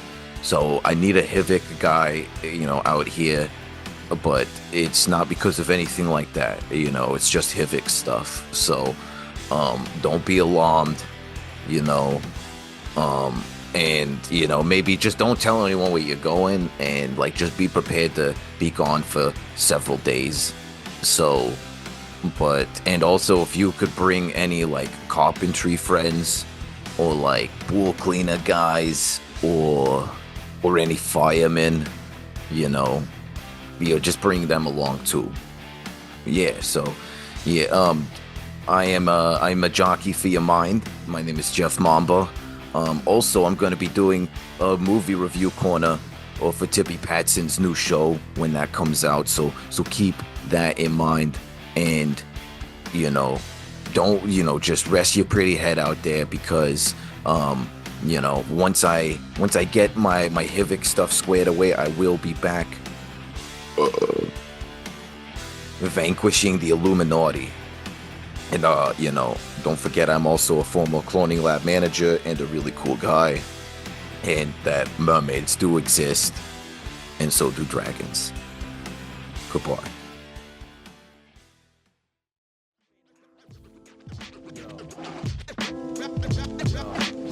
Justin rising. Spit the fire on these vultures, told me go to hell. Oh well, rapping for the culture, effervescent like shining like spirits in the water, moonshine. Marijuana mics, dead before the sun, the devil's altered science. Got the beast steady multiplying. Nobody questioning the wisdom of a starving lion. My heart is iron, strongest giants ain't as hard as I am. You can't change the world, nothing wrong with trying. Nothing wrong with dying righteous on the road to Zion. Your mama crying, flooded eyelids dripping, no replying. No complying with the system, victims wanna riot. We right the wrong, storming castles with the ultra violence. We never silence in the war zone, it's them or us. The venom pus, exit pigs, brain with metal bust. One in the temple trust, leaving tiny mental crust. Ash to ashes, return to elemental dust. Yeah. Cold as with the storm. The shivering arms, I'm bitter and calm. Strong and hard, bad, sympathy long gone. The bomb critically gone wrong. Vividly on, physically crumb pawn. Spitting these thong songs lyrically.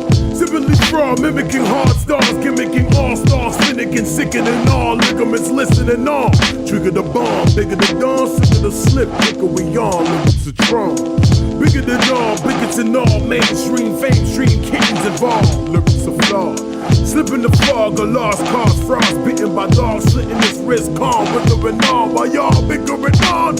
We non-conspicuous, meticulously armed in Lebanon. The veteran, leader like Megatron, with the mega bomb to blow up the Pentagon. Let's get it on. So, what do you think about death and ancestral worship in this context, Chris? What would you like to share with us? So I don't, the idea you brought up of, having your grandmother's skull as a part of your altar, I don't think that's very much different than having a loved one's ashes as a part of one's altar, I agree. It's the same idea, but it's where that person, again, the power and the outcome is in the wielder of the tool or the weapon, and what is your intention behind what you're creating? Like Adolfo Constanzo, they're enemies, they're going into a cauldron, that's conjuring and creating a very very dark kind of frequency within that cauldron, one could say. But I think one of the biggest things why the West has such a different relationship with death is because, again, of the materialistic view, atheism. To me, it's very terrifying to think about, like, there being no purpose or meaning behind any of, this daily existence.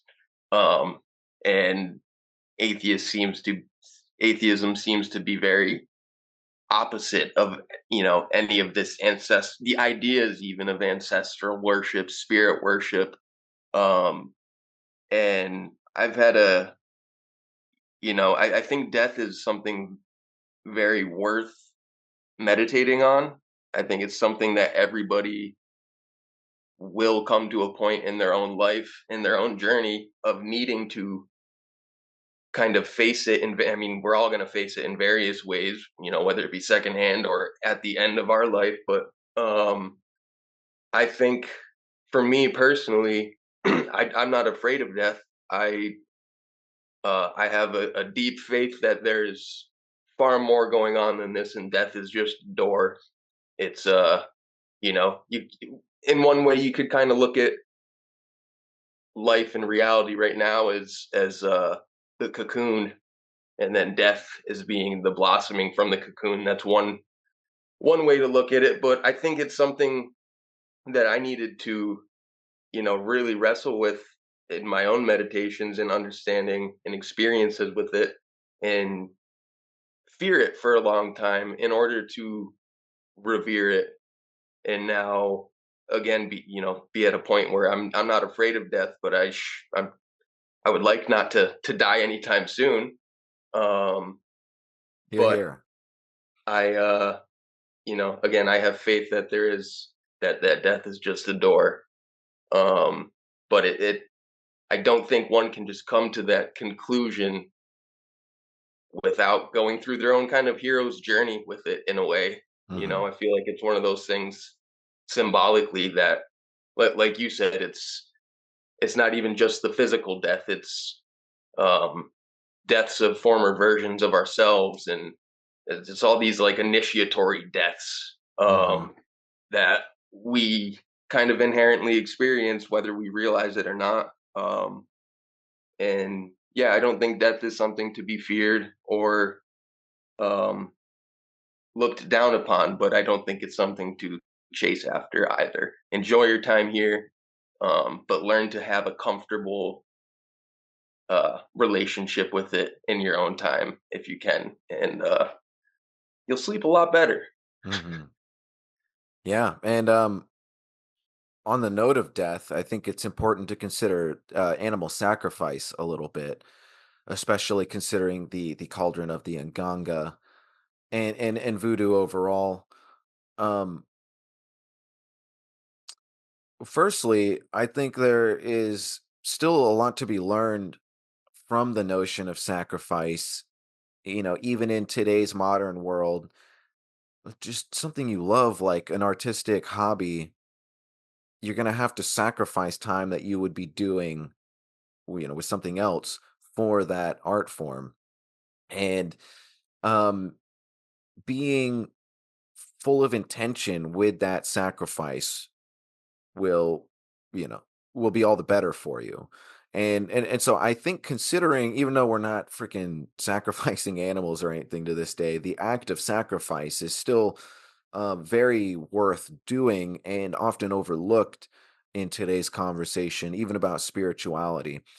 But in terms of literal animal sacrifice with something like Palo Mayombe or Voodoo or Santeria, um, there's a surprisingly easy way to digest this. And again, I don't cut the heads off of chickens or anything like that. I'm very passive with that kind of stuff. I don't really want to. I'm more Buddhist, I guess you would say. But and I'm also not afraid of self-defense either. I'm all for self-defense. But in terms of actively cutting the head off a chicken or something, that's not my cup of tea. I actually completely understand it, though. The digestible context here is very obvious, especially the more you think about it. We're all killing the animals, right? All the animals are dying so that we can eat them. And in voodoo culture, the only difference is they are killing the animal and then using some of its blood and, maybe a head or something. I mean, basically, it's usually always the blood if they're cutting the head off a chicken. I don't know, certain things, maybe they use the beak or whatever, the feet, this and that. But you're eating the meat, you're feeding your family. You're not throwing it away afterward. So if anything, it seems a lot more intentional to me, and it seems a lot healthier in some sense. It seems like people have a more cognizant understanding and a deeper, more functional relationship with the act of death and sacrifice. So I don't think you need that in your spiritual tradition. I'm not advocating that people start chopping the heads off of chickens. I'm just saying, don't judge someone's practice on a different continent. um especially when how we do things around here is honestly a lot more disingenuous and callous and kind of dystopian It's with. very cruel and sadistic. Yeah. But at least, like you said, if they're using an animal in a ritual, the proper approach to that is to, yeah, then use all of the aspects of it for something, to not just, take the life of something in in veneration of something higher than yourself, but then you're also, giving reverence to the animal with which you just sacrificed, and with the whole idea of ritual, I've often heard that it largely comes down to the idea of blood being the idea of like a comparable to like a spiritual currency. Hmm. And I mean, if you think of, like you were saying, like sacrificing an animal, I love animals way too fucking much to ever picture myself doing that. But if you consider, as someone who's an animal lover, if I were to do that, not only the energy something that doing something like that would conjure up in me and offer to the spirits. But then you think of the emotions and energy conjured by the fear of the animal, or what, there's a bunch of ways to look at it, but I think all of those are aspects of what are being offered up in the ritualistic sense. Yeah, and I think there's a fine line. I don't expect everyone to agree with this. I'm not trying to sway anybody. This is just food for thought. But and I'm an animal lover too. Again, I think it's worth disclaiming I'm not interested in doing any of this, okay? But I feel like I have an easier time wrapping my head around cutting the head off a chicken than I do other things. There are certain things I think you definitely should probably draw a line with. I do think, granted, everything with life that should have a certain, that should be cherished. But there are levels of sentience and like lucid consciousness, and I think that the more lucid something is spiritually, it's got to be more heinous. Like I don't really have any issue whatsoever with someone using some chicken blood in a voodoo ritual, and particularly if they're eating it afterward. Like, I don't see the issue with that. Even if you're using it in a ritual, with you're using every bit of it, I can't get behind you doing that to a puppy. You know what I mean? Hmm. And I did see footage, like shout out implies I know them, but just salute to, what's his name, David Ferrier, the documentarian who did the show Dark Tourist. That's a great show if you haven't watched it. Very, very interesting. And two bits in there in different episodes, he goes into a decent amount, not a whole episode, but a decent amount of both Voodoo and Santa Muerte, which we will be covering in the next episode. And some of the interesting bits there, he goes through a whole Voodoo initiation. It's a very interesting story about how he gets there and all that.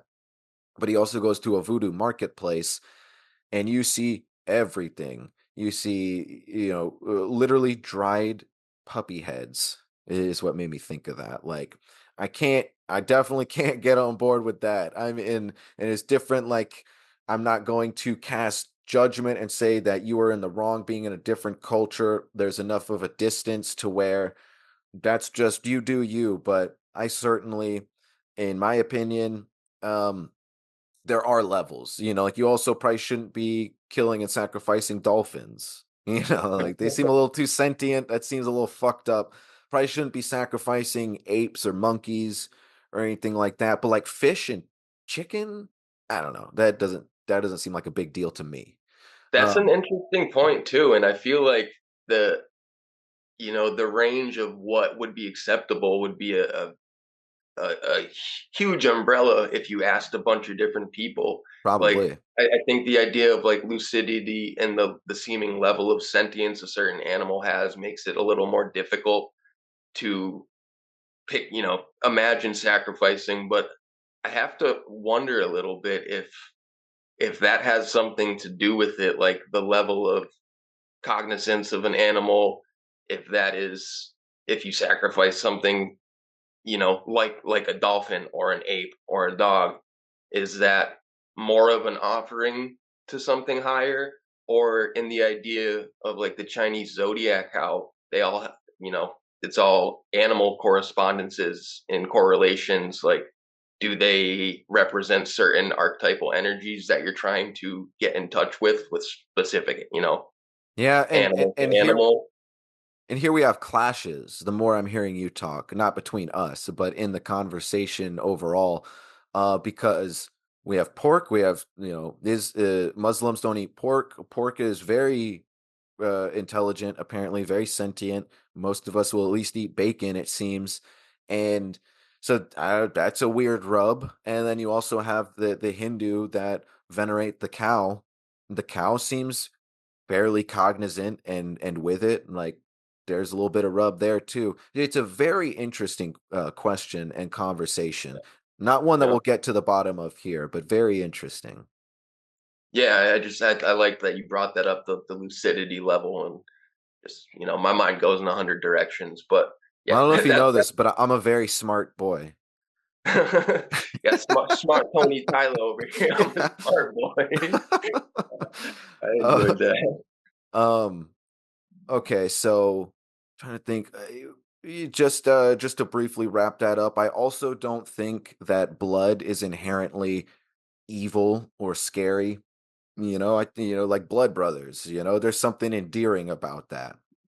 You show you got some skin in the game. Like, I think if you want to really, some people are like, oh, like a shark sniffing out blood in the water. Like, with all your intention and ceremony and cleansing, you don't have to worry about that. There's been so much legwork in whatever magical practice you're currently doing. If you're doing it right and you're studied on it, all that, you don't have to worry about that anymore. So if you're doing a little bit of blood with positive altruistic intentions, you cut your palm or something, like, hell, to me, it's blood, sweat, and tears. Like, there's an athlete, half the time in their sport, if they're not a little bit bloody by the end of it, especially those old rough and tumble dudes, it's like, oh, you're not training hard enough. So I don't know, there's something to it, and I respect it in moderation, although I don't feel the need to do it again. So before we get into the final act of our conversation here with some of the history, zombies. We could talk about zombies a little more. I do have to say that part of the zombie lore is the astral zombie, getting back into that Tibetan Book of the Deadish stuff and rites and ceremonies post death on what to do with the soul. It seems commonly accepted in voodoo that part of the soul, that ain't the I think it would be like the little angel, um that stays with the family, that has the potential to get lost, and be wandering, or even to be ensnared by a witch doctor, to become like an elemental, almost like to do their bidding. So a lot of that zombie lore is astral zombie stuff.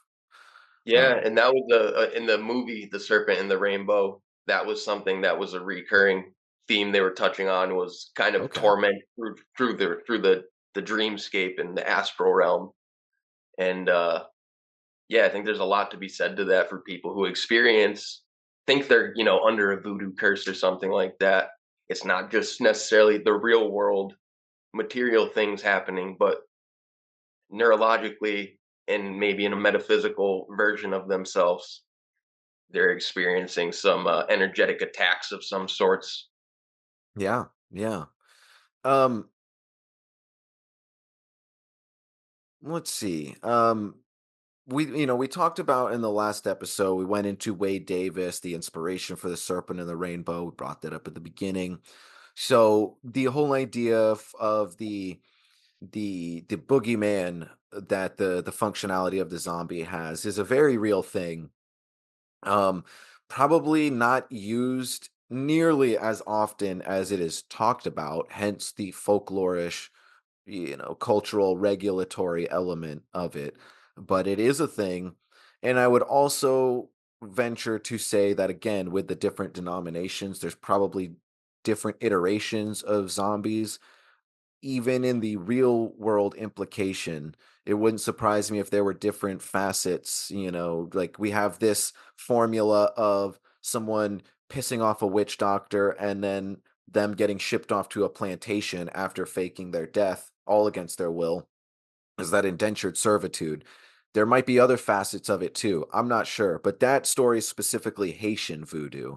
And like I said, it serves as a very good, very well documented example. And it's not the only example. So, like, we know this is a recurring theme. And it had, the most common voodoo psychotropics in my research were, the datura flower, for its suggestibility and also just deliriant hysteric properties. Definitely some brainwash elements in there. And then the tetrodotoxin from the puffer fish mainly, but it's other fish as well. You can basically, to anyone, unless they are in a full modern day system where every single vital sign is being monitored, you really can't tell whether the person's dead or alive. They look dead as fuck when they're on this toxin. And actually, if you take enough, it can kill you anyway.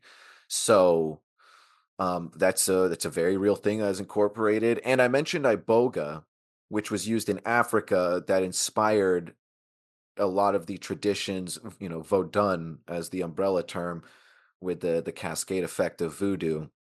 Obviously, people were not able to take iboga with them in the cascade of the diasporic religions, but so iboga is not actually used in voodoo, but it is a important part of the history, which I found super interesting. And if you don't know what iboga is, it's basically, the reductionist way to put it is it's like a West African ayahuasca brew. Iboga is a bush, and it's very intense. Some people have described ayahuasca, the DMT molecule, is this cosmic feeling, and iboga, or ibogaine being the chemical, is very ancestral and primal It's in that like psychological kind of way, like deep into the chasms of your psyche.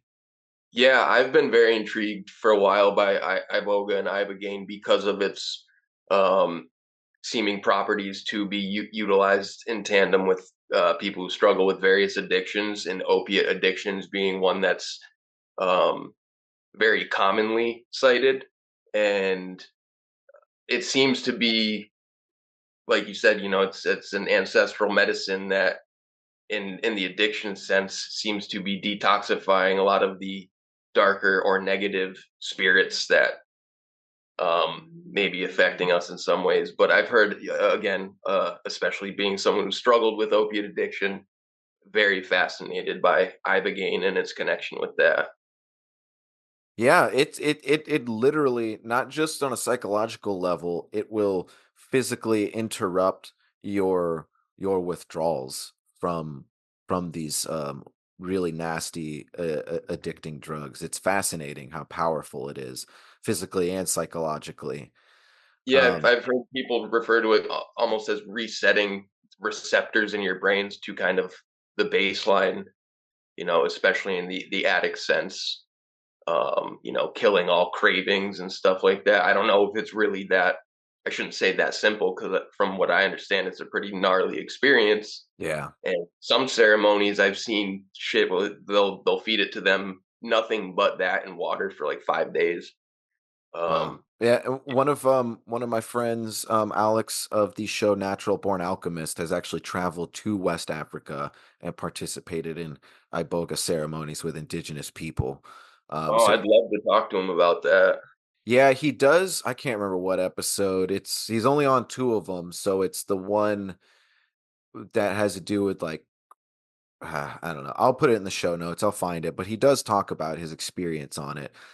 Um, So we could talk a little more about morality and ethics, and I will roll that into the next part, and we can continue to dissect that a little bit, because this is getting more into slave history, I guess, with voodoo itself. And I thought this was fucking fascinating. We have to talk about this just a little bit. We won't get too deep into it, but the Haitian Revolution from 1791 to 1804. Not only was this the only um, successful slave revolution in modern history, like I think ever, as far as we know.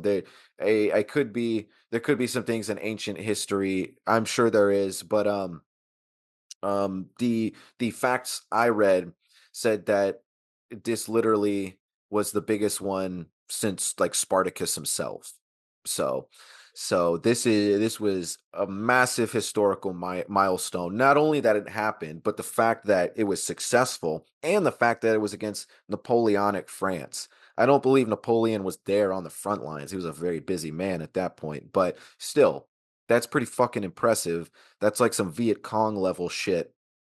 And it was directly inspired by voodoo ceremony and ritual. It was literally a voodoo revolt. And I think that's fucking fascinating. Talk about guerrilla warfare spirituality. Um, but as much as I wish we could hang our hat on that, um, and yeah, I'm seeing a note here. It was the largest slave uprising since Spartacus himself. So that's the historical takeaway, not like ever of all time, but a huge historical milestone. Unfortunately, this is where the morality and ethics comes back in. It got pretty fucking brutal, man. It got really brutal. So let me just read a tiny bit here.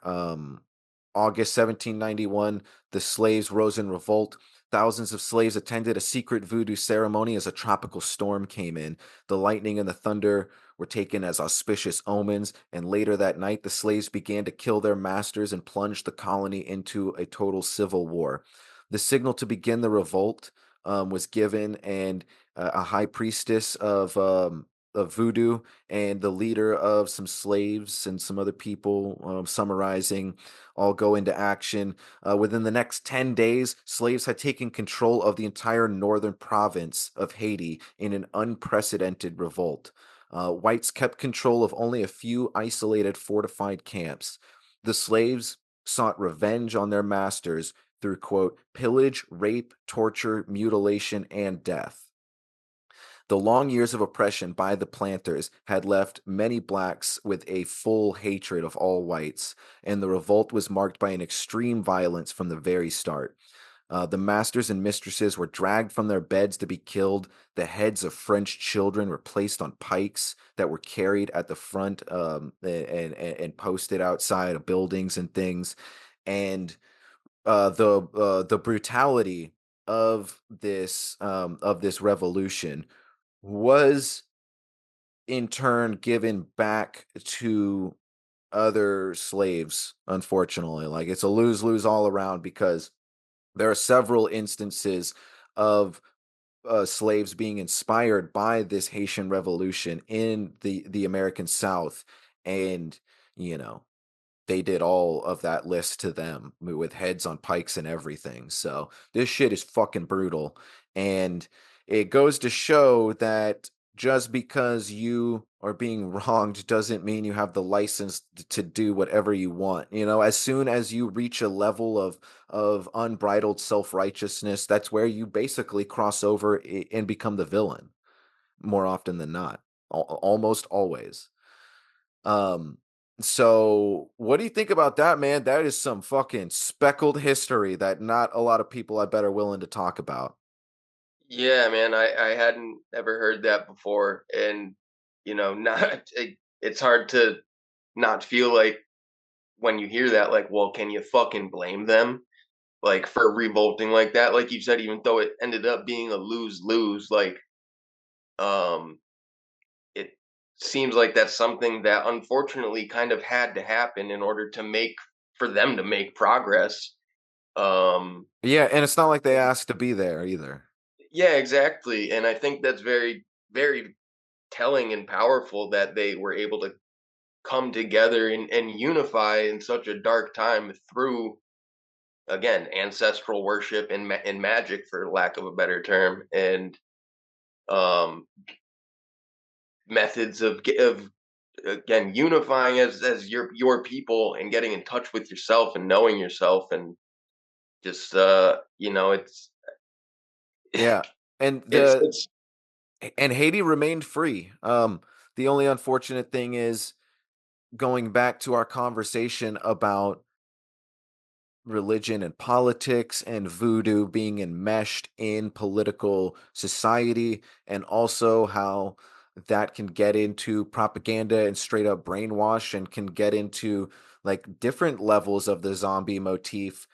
It is definitely a marked swath of modern Haitian history that their politics are marred by voodoo dictators, literally. well, dude, it also, I'm not going to get too deep into this, but certain families in American politics have had a lot of involvement in Haiti in the last few decades, Hmm. and there's a lot of uh, questionable things that we've done over with Haiti, and it makes me wonder a lot of fucking things. But Like you're saying too, the the motif of a zombie, like in our modern day, like if you think about it, if you have a open understanding of, zombification, mental slavery.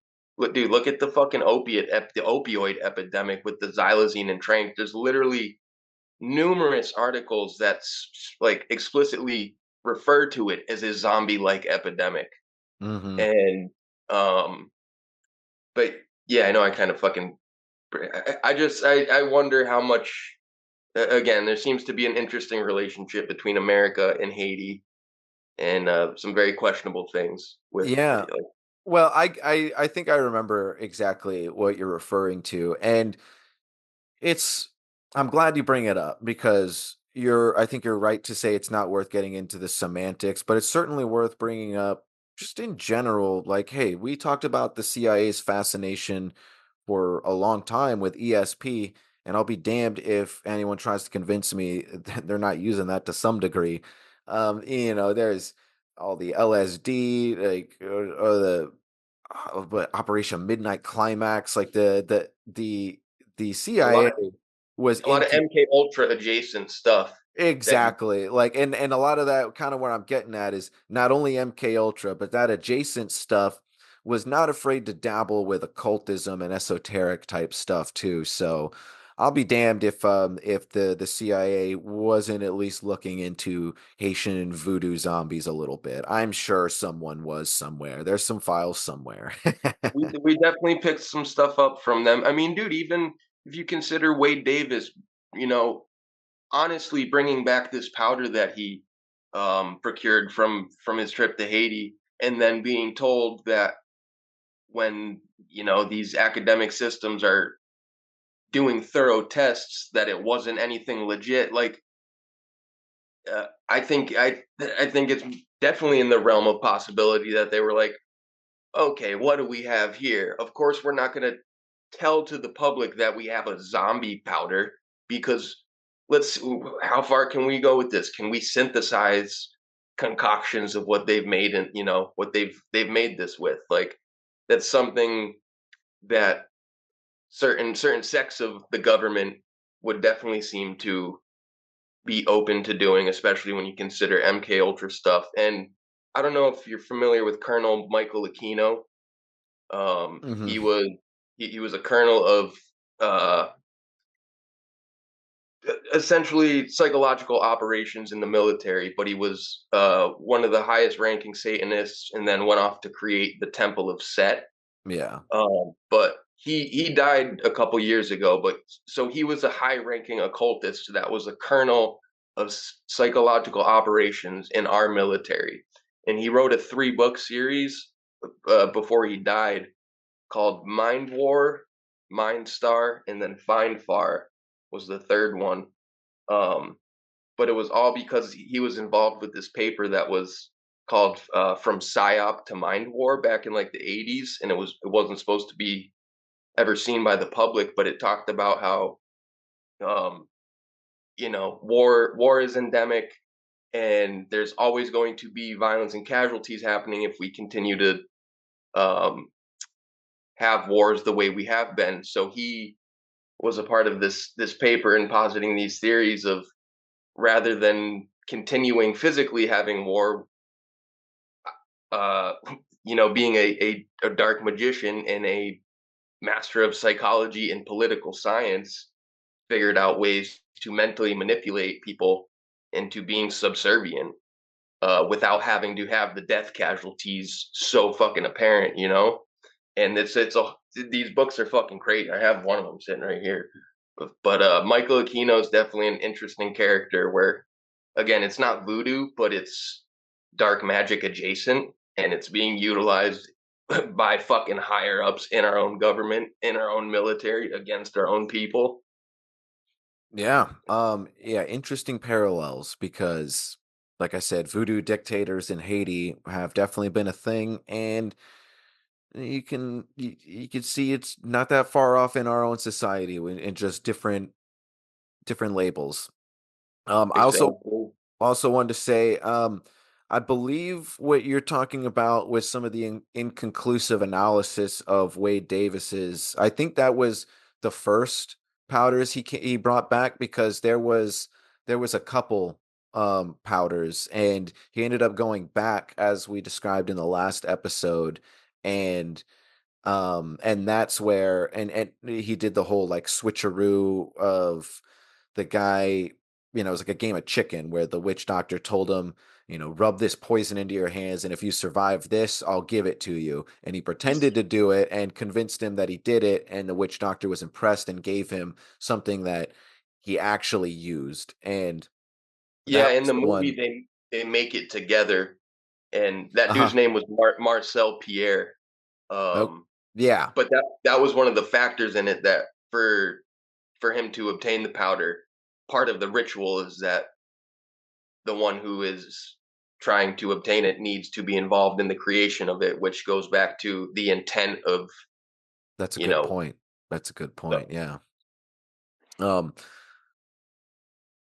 And yeah, that's where like the this guy Wade Davis himself saw that, like, he was literally using up like ground up human bones and shit like that. Like he was not exhuming things, but he was there like watching the witch doctor like exhume remains and shit. Like this guy was some real Indiana Jones type shit. He was not afraid to go the full mile.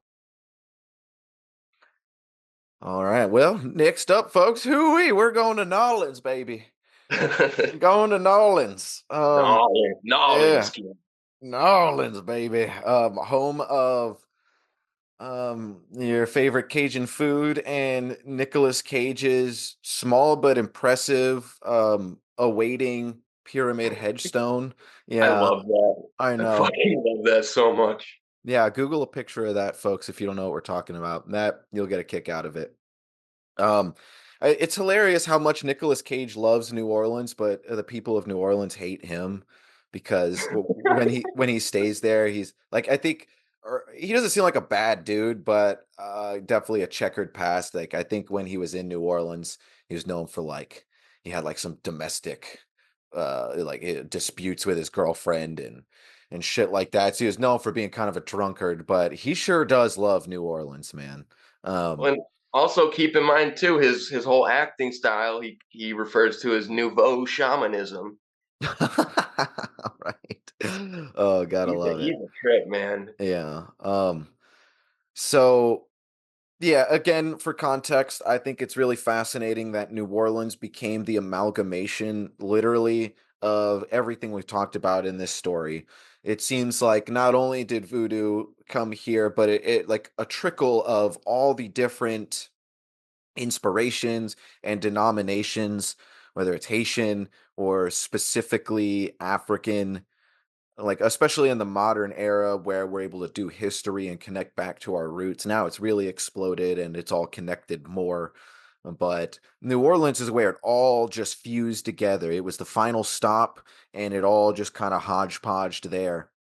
And outside of New Orleans, there's a place called Napoleonville, like super French, super voodoo, and it's a really fascinating place. Um, we'll get into a jazz a little bit. No, I'm gonna save that for the end. I'm gonna save that for the end. I'd like to talk about. I mentioned her name before, the voodoo queen Marie Laveau, who lived from 1801 to 1881. And she also had a teacher named Jean Montanet, who was called Voodoo John or Dr. Bayou John. He had different names. John Bayou. That's a pretty fun name. um, and he was like 1790s or so to 1885. And I'm going to talk about these characters a little bit. And this is I wanted this episode to just be one episode, just let's get it all out and let's make it a long episode. But that said, I'm also like we could do a whole episode about New Orleans voodoo. We'll probably talk about voodoo more. I imagine we'll get a guest on at some point. So there's just a little bit of an overview by looking at its two biggest voodoo historical figures. And and just understand that voodoo today, or voodoo in New Orleans at this time, was as common and as prevalent. It was being talked about voodoo disputes between witch doctors and things, and both these people, Dr. John Bayou and Marie Laveau, they were like local celebrities. They were talked about in the newspapers eventually. They had reputations. They amassed fortunes eventually. And they were fixtures of the community in the same way that like a local prominent pastor might be. It wasn't just stuff in the background, and that's why it's still at the forefront to this day, because it was at the forefront. It wasn't just brought to that forefront simply because of tourism. It's remained a mainstay because it was so strong, and is still like a full voodoo beautiful community there.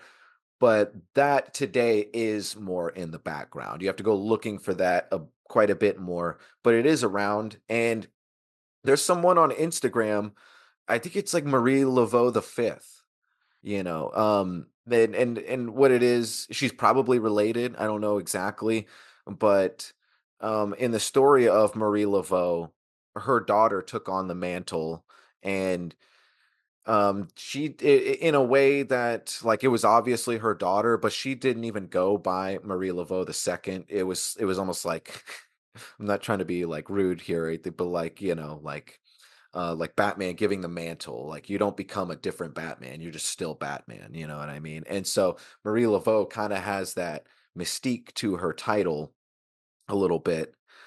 And she still has a shop to this day that I've been to a couple times, Marie Laveau's Voodoo shop. And it is a little bit of just a tourist spot, but it has legitimate stuff there. I have a t-shirt from there that's fucking rad. They have cool artwork. And they have certain voodoo trinkets and incense, the basic magical stuff, the candles and things, but it's nothing deep. It's certainly no dried puppy heads or anything like that that David Ferry or found in the African voodoo market. But they also have this giant vaulted sunroom that has like a huge voodoo altar and like display to Marie Laveau, and that's pretty fucking cool. That's impressive. You could find pictures of that online. Check that out. I'd love to visit down there someday. Yeah, maybe we can go together. I'd love to take you. There's still That'd a be lot sick. of exploring that I need to do. All right, so I'm going to read some of this history here. I'm going to talk about Marie Laveau first. Said by some to be the granddaughter of a powerful priestess in Saint Domingue, modern Haiti. Laveau reportedly had a familial background in African spirituality. She was drawn to religion after the death of her mother, and she underwent tutelage from Dr. John Bayou, who was a well-known Senegalese conjurer and root worker. She did not take long to dominate the culture and society of voodoo in New Orleans, and as queen for several decades, Laveau was mother to many. People sought her advice for marital affairs, domestic disputes, judicial issues, childbearing, finances, health, and good luck. Laveau would in turn counsel her practitioners by supplying them with advice or with protective spiritual objects such as candles, powder, and assortments of other items mixed together to create a gris. And there's one, I haven't watched it, but there's one whole season of American Horror Story, which I've heard is the last good season. And I feel like I'll probably watch it at some point. People said it was pretty It, rad, it's but worth the watch. yeah, Yeah. yeah. So you've seen it? Yeah, it has Marie Laveau, and she's pitted against with Madame Lollery. And I don't think they were actually pitted against each other like that in history. I could be wrong, but I think the timelines might not match up very well. But Madame Lollery is not on the docket for this lengthy conversation. So, but I have heard that that's good stuff, and that is Marie Laveau in pop culture today. You said it was good, Chris? Yeah, season 3, Coven. And it's cool too, because it does a contrast of like more westernized occult ideas of magic and in witchery versus the voodoo practitioners, and because there's kind of like these warring factions going on. I don't want to, I mean, it's been out for a long time, but yeah, definitely a season worth checking out, and probably, yeah, one of the last good seasons. I'll always Asylum will always be my favorite. Just a short side note, second season. Yeah, I only watched the first two. Those are good ones, though.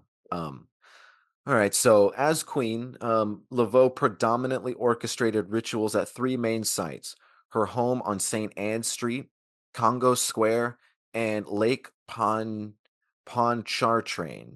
or however you say that. At her home on St. Anne Street, Laveau would converse with clients who would meet with her regarding any issues. In her backyard, she'd have ceremonies and conjure the spirit of the great zombie, the deity Dambala Wedo, who would manifest through a snake. The second major ritualistic space, Congo Square, which we'll talk about a little later as well, was a public square that was set aside by city officials as a gathering space for both enslaved and free African people. Laveau would gather her followers here on Sundays to dance and worship. No major ceremonies would take place here, but it was a place of spiritual gathering and rejuvenation for Africans who experienced major oppression and hardships, both on the plantation and as free citizens. The last place of significance that was presided over by Laveau was um, the Bayou, St. John's Bayou, which was located on the shore of Lake Pontchartrain, and it was here that major ceremonies took place among the initiated in the religion. Laveau would often be accompanied by her king, quote unquote, or a second ranking male officiate. Singing, dancing, drumming, and spirit possession would occur in these gatherings. Curious white people would often sneak into the woods to witness these ceremonies. And I believe I'm like 99% sure, if I remember correctly, Robert Talent, the author that I mentioned earlier, talks about some of those accounts, and they're pretty curious. You know what that makes me think of too? Fucking Call of Cthulhu. Yeah, Um, yeah. there's a Um, whole. I mean, that's a whole fucking part of the story is down in Louisiana, but I don't think he explicitly references voodoo. I think he refers to it as something even like darker and lesser known than voodoo practicing. hmm, Um, awesome. yeah, that was always one of my favorite parts of the story, sir. No, good stuff. See, I thought this was interesting. There were often rivals and rivalries over who should, because this was the most official that it got. And this was just like cultural clout that these people got. They were never, like a pope or something. Like queen is a very unofficial cultural title, but definitely a lot of clout there, and that's what the rivalries were over. Um, about and in New Orleans specifically, of course. So before Laveau took reign, there were two women who preceded her as queen. The first was uh, Sanite Dede, who ruled for several years before she was usurped by Marie Salope, which introduced Laveau to the intricacies of the religion and provided her with some fundamental tutelage as well. But after taking the prominent stance as Voodoo Queen, Laveau reigned unchallenged until 1850, when another Creole woman named Rosalie attempted to challenge Laveau's position. To create an aura of fear and awe, Rosalie placed a huge life-size wooden doll in her yard that was said to have been imported from Africa. This is the type of like pageantry happening locally that I'm talking about. It's very interesting. The statue was covered with beads and intricate carvings. When people in the voodoo community began expressing fear and respect for Rosalie because of the voodoo doll, Laveau stole the statue. She was taken to court by Rosalie, but used her persuasive powers and influence to have the doll permanently removed. There were several other root workers and voodooists who gathered mild attention during Laveau's reign, and those are just, naming some. During the latter years of her life, Laveau had to move her practices across the Mississippi River to the area of New Orleans known as Algiers. Algiers was the first point of arrival of enslaved African people in New Orleans and also the birthplace of voodoo in that area. After Laveau's death in 1881, voodoo in New Orleans lost a great deal of its adherents. But like I said, it just became a little more of a backdrop. It still remains quite strong. And yeah, Laveau is buried in the St. Louis, or St. Louis, it might be, cemetery number 1. each year, thousands of visitors flock. It's very much like a pilgrimage. They give her different regalia and candles, money and flowers. Got a very kind of Santa Muerte vibe. And people also go. I don't remember what the significance is, but I remember it's customary to like draw an X with chalk on her giant what mausoleum those are called, I think. Yeah. In any case, fascinating stuff. I have not visited her grave. That is something that I would very much like to do, like at the top of the list the next time I go. And we'll talk about Dr. John Bayou a little bit next, but I'd like to hear any comments that you have about Marie Laveau's story there, Chris, if you got them. So one thing that's on topic, but to mention the American Horror Story Coven season again. I thought of this afterwards. There's an interview with one of the actresses that's talking about they were filming one of the scenes, and she actually seemed to experience. She claimed she like felt something touching her, and they were trying to invoke Papa Legba, I believe, is who it Oh, was. okay. And again, this is an actress giving an interview of a recount, so she could be making it up. But when you talk to people who have had like supernatural experiences, there seems to be a certain way that people who at least believe they've experienced something, a certain fear and reverence they speak with, and it's an interesting. I thought it was a very interesting story, and just the fact that in it's Hollywood, and they're actually. It doesn't surprise me if they would actually be capturing and doing actual rituals to make their art. Yeah. Um, but is Fascinating stuff. Yeah, absolutely. Um, and yeah, also too how you said the voodoo is still there, but it's kind of more of a backdrop. But it was sort of the foundation of it all. Kind of made me think. It might sound not very relevant, but how this country was kind of founded by Freemasonry, and that's also still practiced, become very much a backdrop, and it's an interesting comparison. Yeah, absolutely. just seems to be a common thread of all these cultures that pop up. That again, there seems to be an underlying magic to it all that we can all learn about if we're open and interested enough. Absolutely. All right. So Dr. John Bayou. The this little passage I have here is kind of a collection. I found two articles. One was from sacredtext.com, and it was an archived newspaper that someone wrote about his death, like when he died, about his legacy from like 1888. And then another one is something I found where it was basically a practitioner talking about the history of John Bayou and also how to work with his spirit. So just for context, and you can find both of those in the show notes. Um, so Dr. John Bayou was a driven and industrious man. Again, 1790s to like 1885, and died just after Marie Laveau.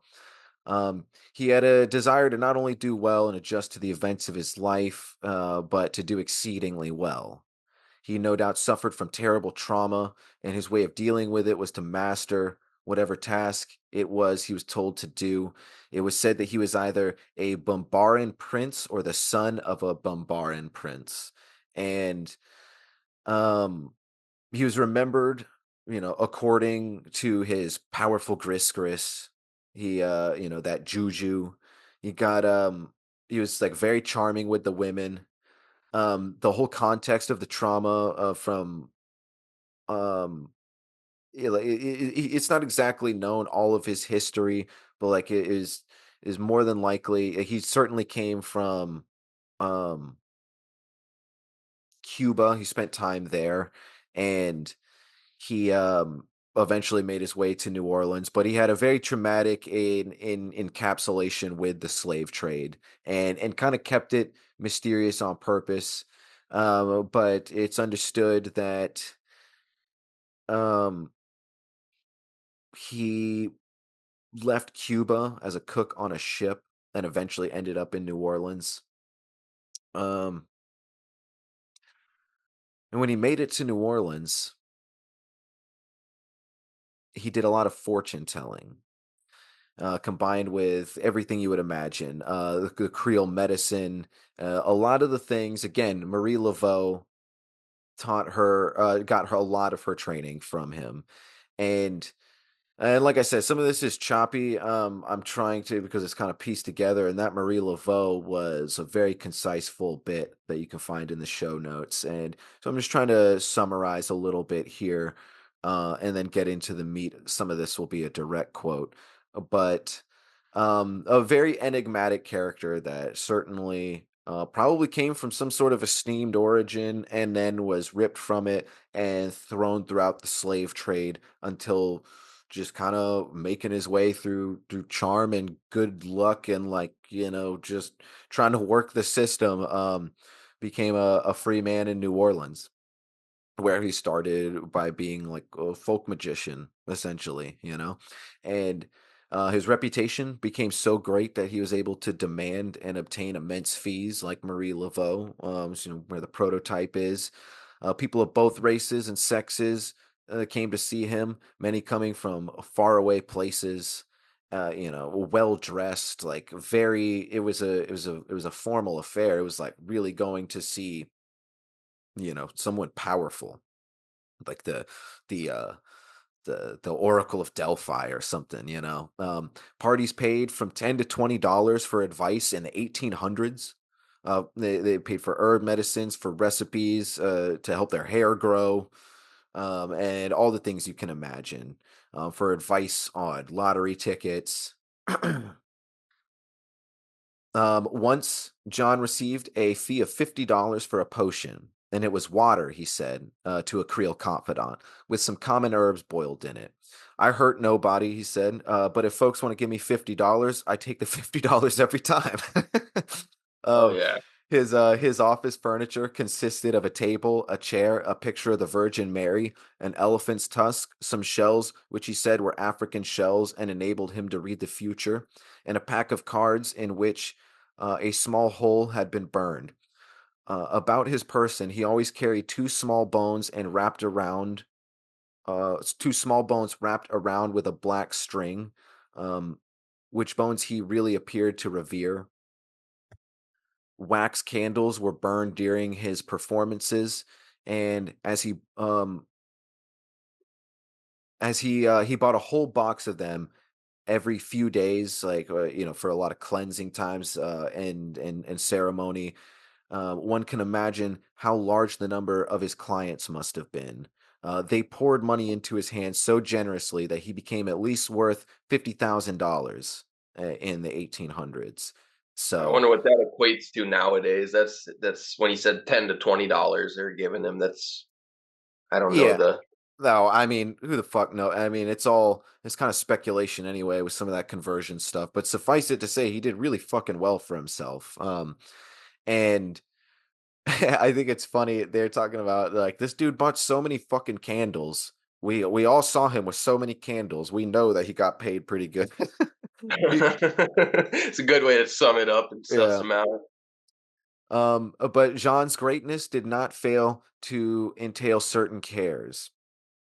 He did not know what to do with his money. He had no faith in banks. This kind of reminds me of Pablo Escobar, where, like, he just started having rats eat his money because he had so much of it buried in random places and houses.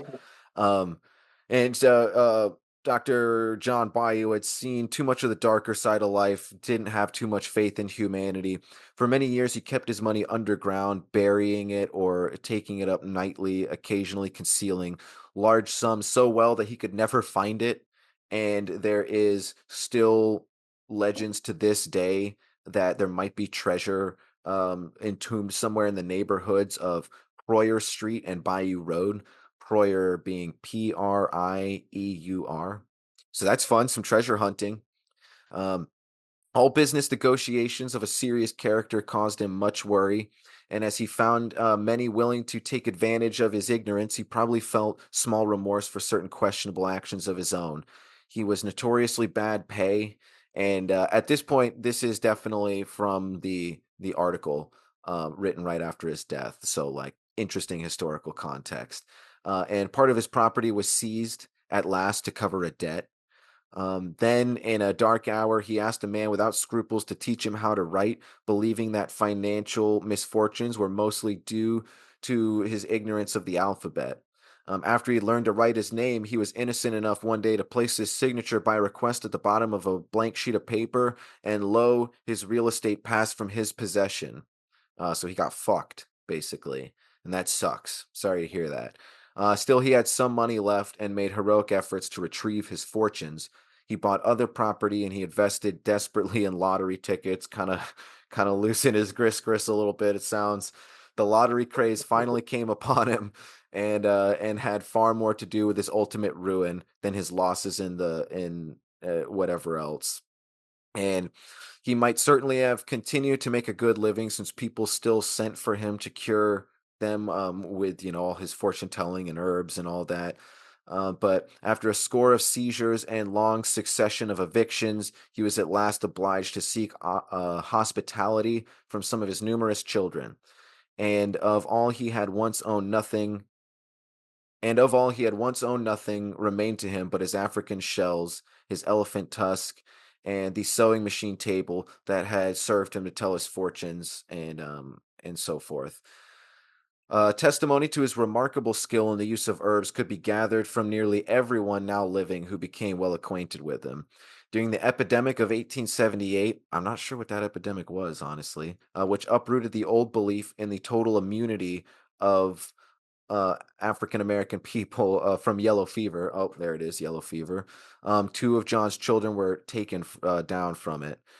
And the doctor, even in the most unlucky part of his career, retained the superstitious reverence of the voodoo folk in all parts of the city. When he made his appearance, even on the American side of the canal street to doctor some sick people, there was always much subdued excitement among the African Americans, who whispered and stared a great deal, but were careful not to raise their voices. Um, that an unlettered African slave should have been able to achieve what John Bayou achieved in a civilized city, and to earn the wealth and reputation that he enjoyed during the many years of his life, might be cited as a singular evidence of modern popular credulity. But it also is proof that John was not an ordinary man in point of natural intelligence. Right. So if that was like old timey lingo for you, maybe all the clout was just cultural superstition, but he was definitely an intelligent dude that knew a little bit about sociology and psychology and how to work with people.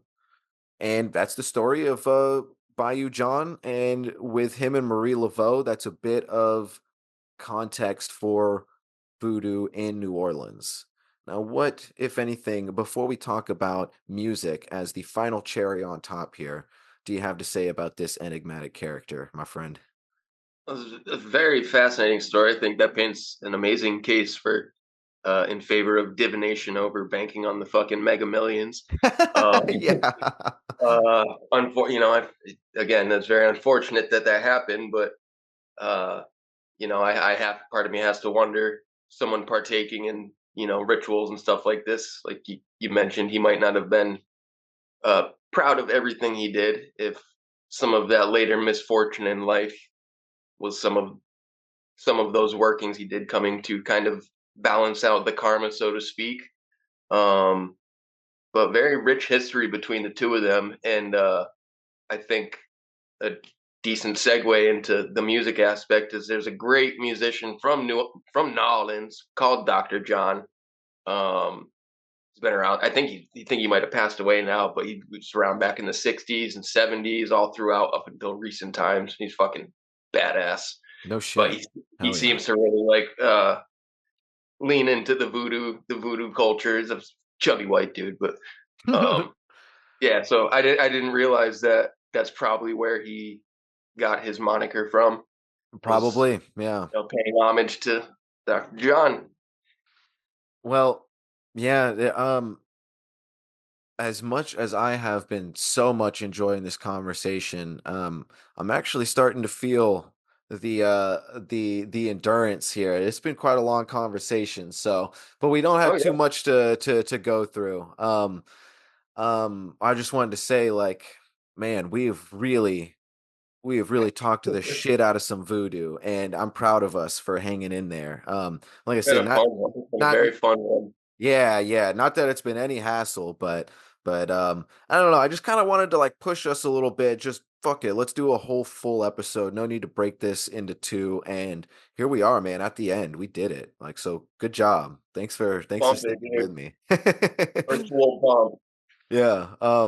So but this is really cool. After all the craziness, some of this was extremely violent, ultra violent. Some of it was fascinating, some of it was dark and morbid. We get to talk about a little bit of jazz. Um, so, and it just put quite simply, it is undeniable that voodoo inspired jazz as we know it today. We can squabble about the details and the semantics, but it's a fact. Voodoo and the horrific cascade of the slave culture brought us the African diasporic religions that have deeply affected comparative religion to this day, and fucking jazz, which brought us blues and rock and roll and heavy metal and like basically all garage band music. So we owe a lot to the ceremonial drums of voodoo, a fucking lot. Because I mean, shit, you could toss hip hop in there for that matter. Hip hop is, you look at a Tribe Called Quest and Zulu Nation. It's got all of its African roots anyway. So, Dude, drum and bass music, no, yeah, you know? totally. But we can even talk specifics here. We mentioned that Congo Square was a place that was publicly sanctioned that for all African Americans, whether they be free or enslaved in New Orleans, and Marie Laveau congregated there. And it is understood that in 1819 in Congo Square, um, the music would really started to flourish there, and part of the rituals that Marie Laveau and the other voodooists would do, it all has to do with the drums are crucial. Like we said, there are three spots, like titles in voodoo. It is the priest, the priestess, and the drummer, literally. So that in the 1820s in Congo Square, New Orleans, that is where jazz began in its earliest forms.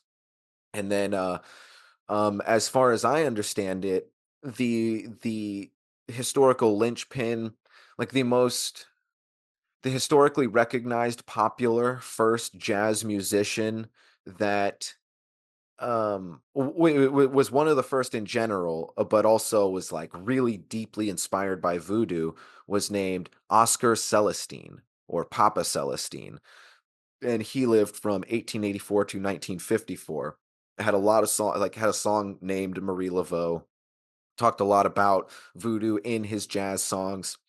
And I mean, for that matter, doesn't Miles Davis basically sound like some voodoo drums with like some really crazy experimental brass on top of it? Like, especially his album Bitches Brew. That's basically just some like awesome voodoo hype music, it sounds like. So it's really not far-fetched at all. In fact, it seems like when I read this, I was like, duh, of course. It seems like such low-hanging fruit. I can't believe I never put it all together before. But yeah, New Orleans, not only the birthplace of jazz, but the birthplace of American voodoo, and by proxy, voodoo, the birthplace, the birth of jazz. You know what I mean? And it's also worth mentioning that with the rock and roll, not only is it just a natural progression of like jazz to blues to rock and metal, but Elvis, was deeply inspired by all that Motown and black music, essentially. So we owe most of what we love about like almost all forms of American music today from voodoo culture in many ways when you boil it down. And I just fucking love that so much. That's fascinating. Didn't expect that. Oh yeah, man.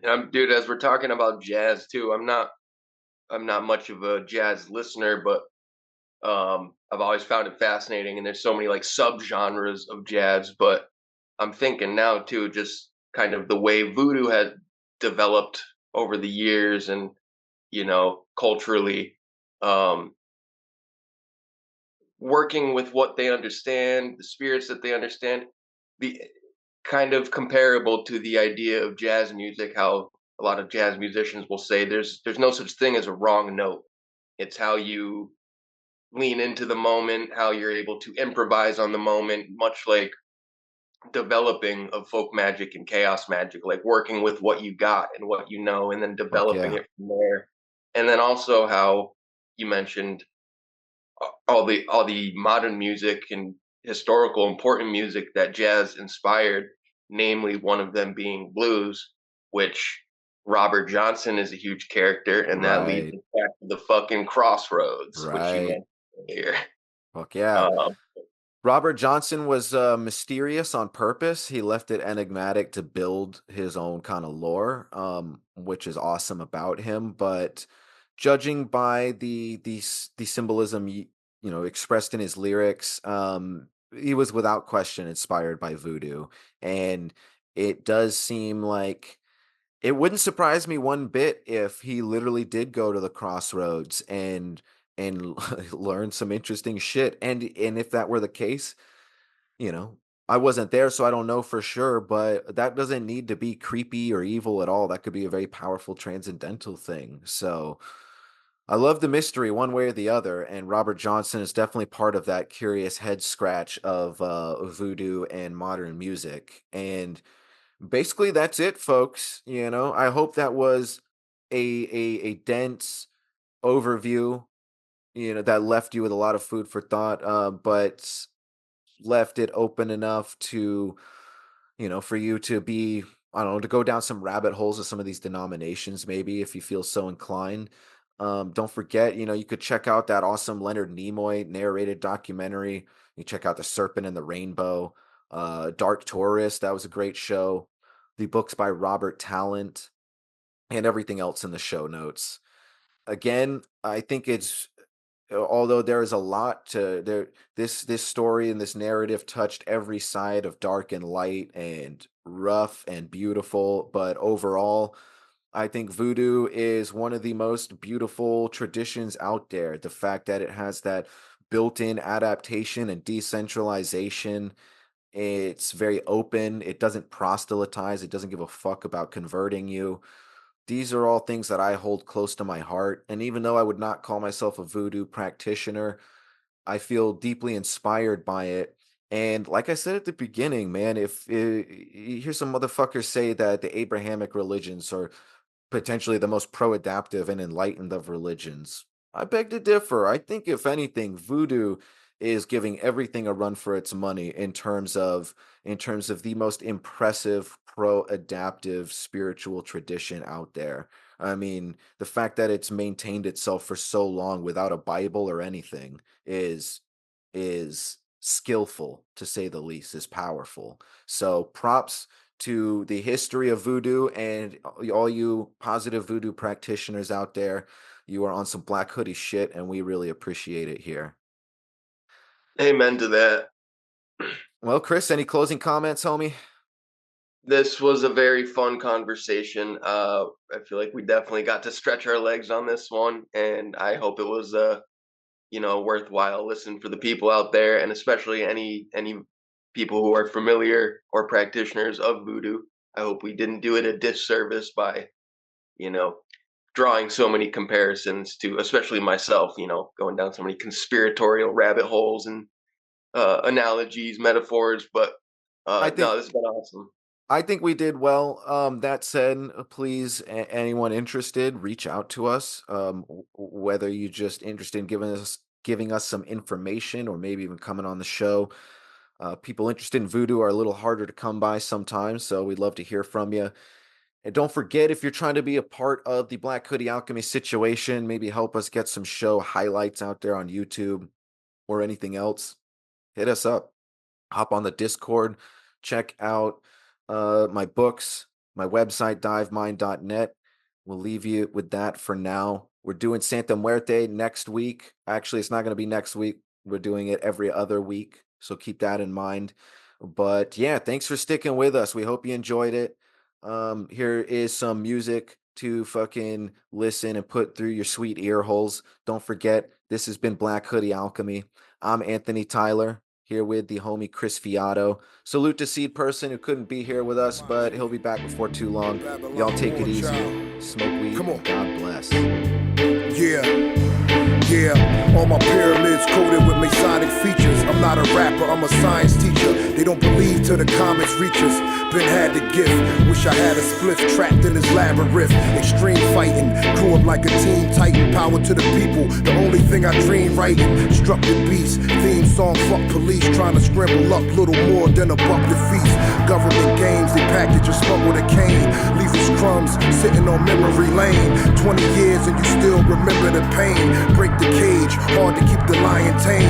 Thoughts is radical, they say that God on sabbatical. They want your soul for collateral. We in the war zone with the 4-4 chrome. Is it martial law or is it your home? We walk with the chains and shackles. It's Babylon picking up the shells of shrapnel. We walk with the chains and shackles. It's Babylon picking up the shells of shrapnel. A day in the life feels like a bird in a cage. Feel like every step I take, one closer to the grave. Choking in the haze, losing focus in the maze. The road to Babylon, with no hopes are entertained. I come back, that which is lost, it can be regained. Thoughts ingrained in my paradigm, sponsors of pain. Monsters rain, hell on paradise, we lost in the brain. Toxin vein, poison bloodstream, speaking in tongues. Season breathe, infernal equinox, demons and drugs. World changed since the world trade, it's heathens and thugs. Now police don't need a reason why they squeezing a slug. Don't need a reason why they sweep our freedoms under the rug. Under the gun, we asleep and eating under the sun. Children of men outnumbered like 100 to 1. Odds never stop me once, you running away. Some battles lost, but the war's not. One in a day in the life. Feels like a bird in a cage. A caged bird sings a freedom song and passes away. A day in the life, just a passage of time. Perhaps in time we can make it there, one day at a time. A day in the life, feels like a bird in a cage. The caged bird sings a freedom song and passes away. A day in the life, just a passage of time. Perhaps in time we can make it there, one day at a time. A day in the night, flooded with artificial lights. We consume the moon, resume the tombs. Fight for our artificial rights, assume the position on the front line. Resurrect the phantoms here, protect the atmosphere. Loaded tanks on the track, no train of thought remains. Mother Earth no longer ovulates. No trees, no grains. Hold the holy rifle and the blessed sword. Behold the unholy idols, they press to oppress your force. We invest in the lessons, war-torn spirits vibrating freedom songs. There ain't no songs of freedom for them. Satellites after life, who's bleeding for them? And now there's no forest, no borders are in order. And now there's no tourists, like a shark in a tank. Growth is according the environment, the violence is a mere reflection across the universe from intersections. Animals have very little sense of tomorrow. You cannot threaten a cow with torture or a sheep with death. You cannot swing a sword at a tree and scream at it to produce more fruit, or hold a burning torch to a field and demand more wheat. You cannot get more eggs by threatening a hen, but you can get a man to give you his eggs by threatening him. This human farming has been the most profitable and destructive occupation throughout history. Human society cannot be rationally understood until it is seen for what it is. A series of farms where human farmers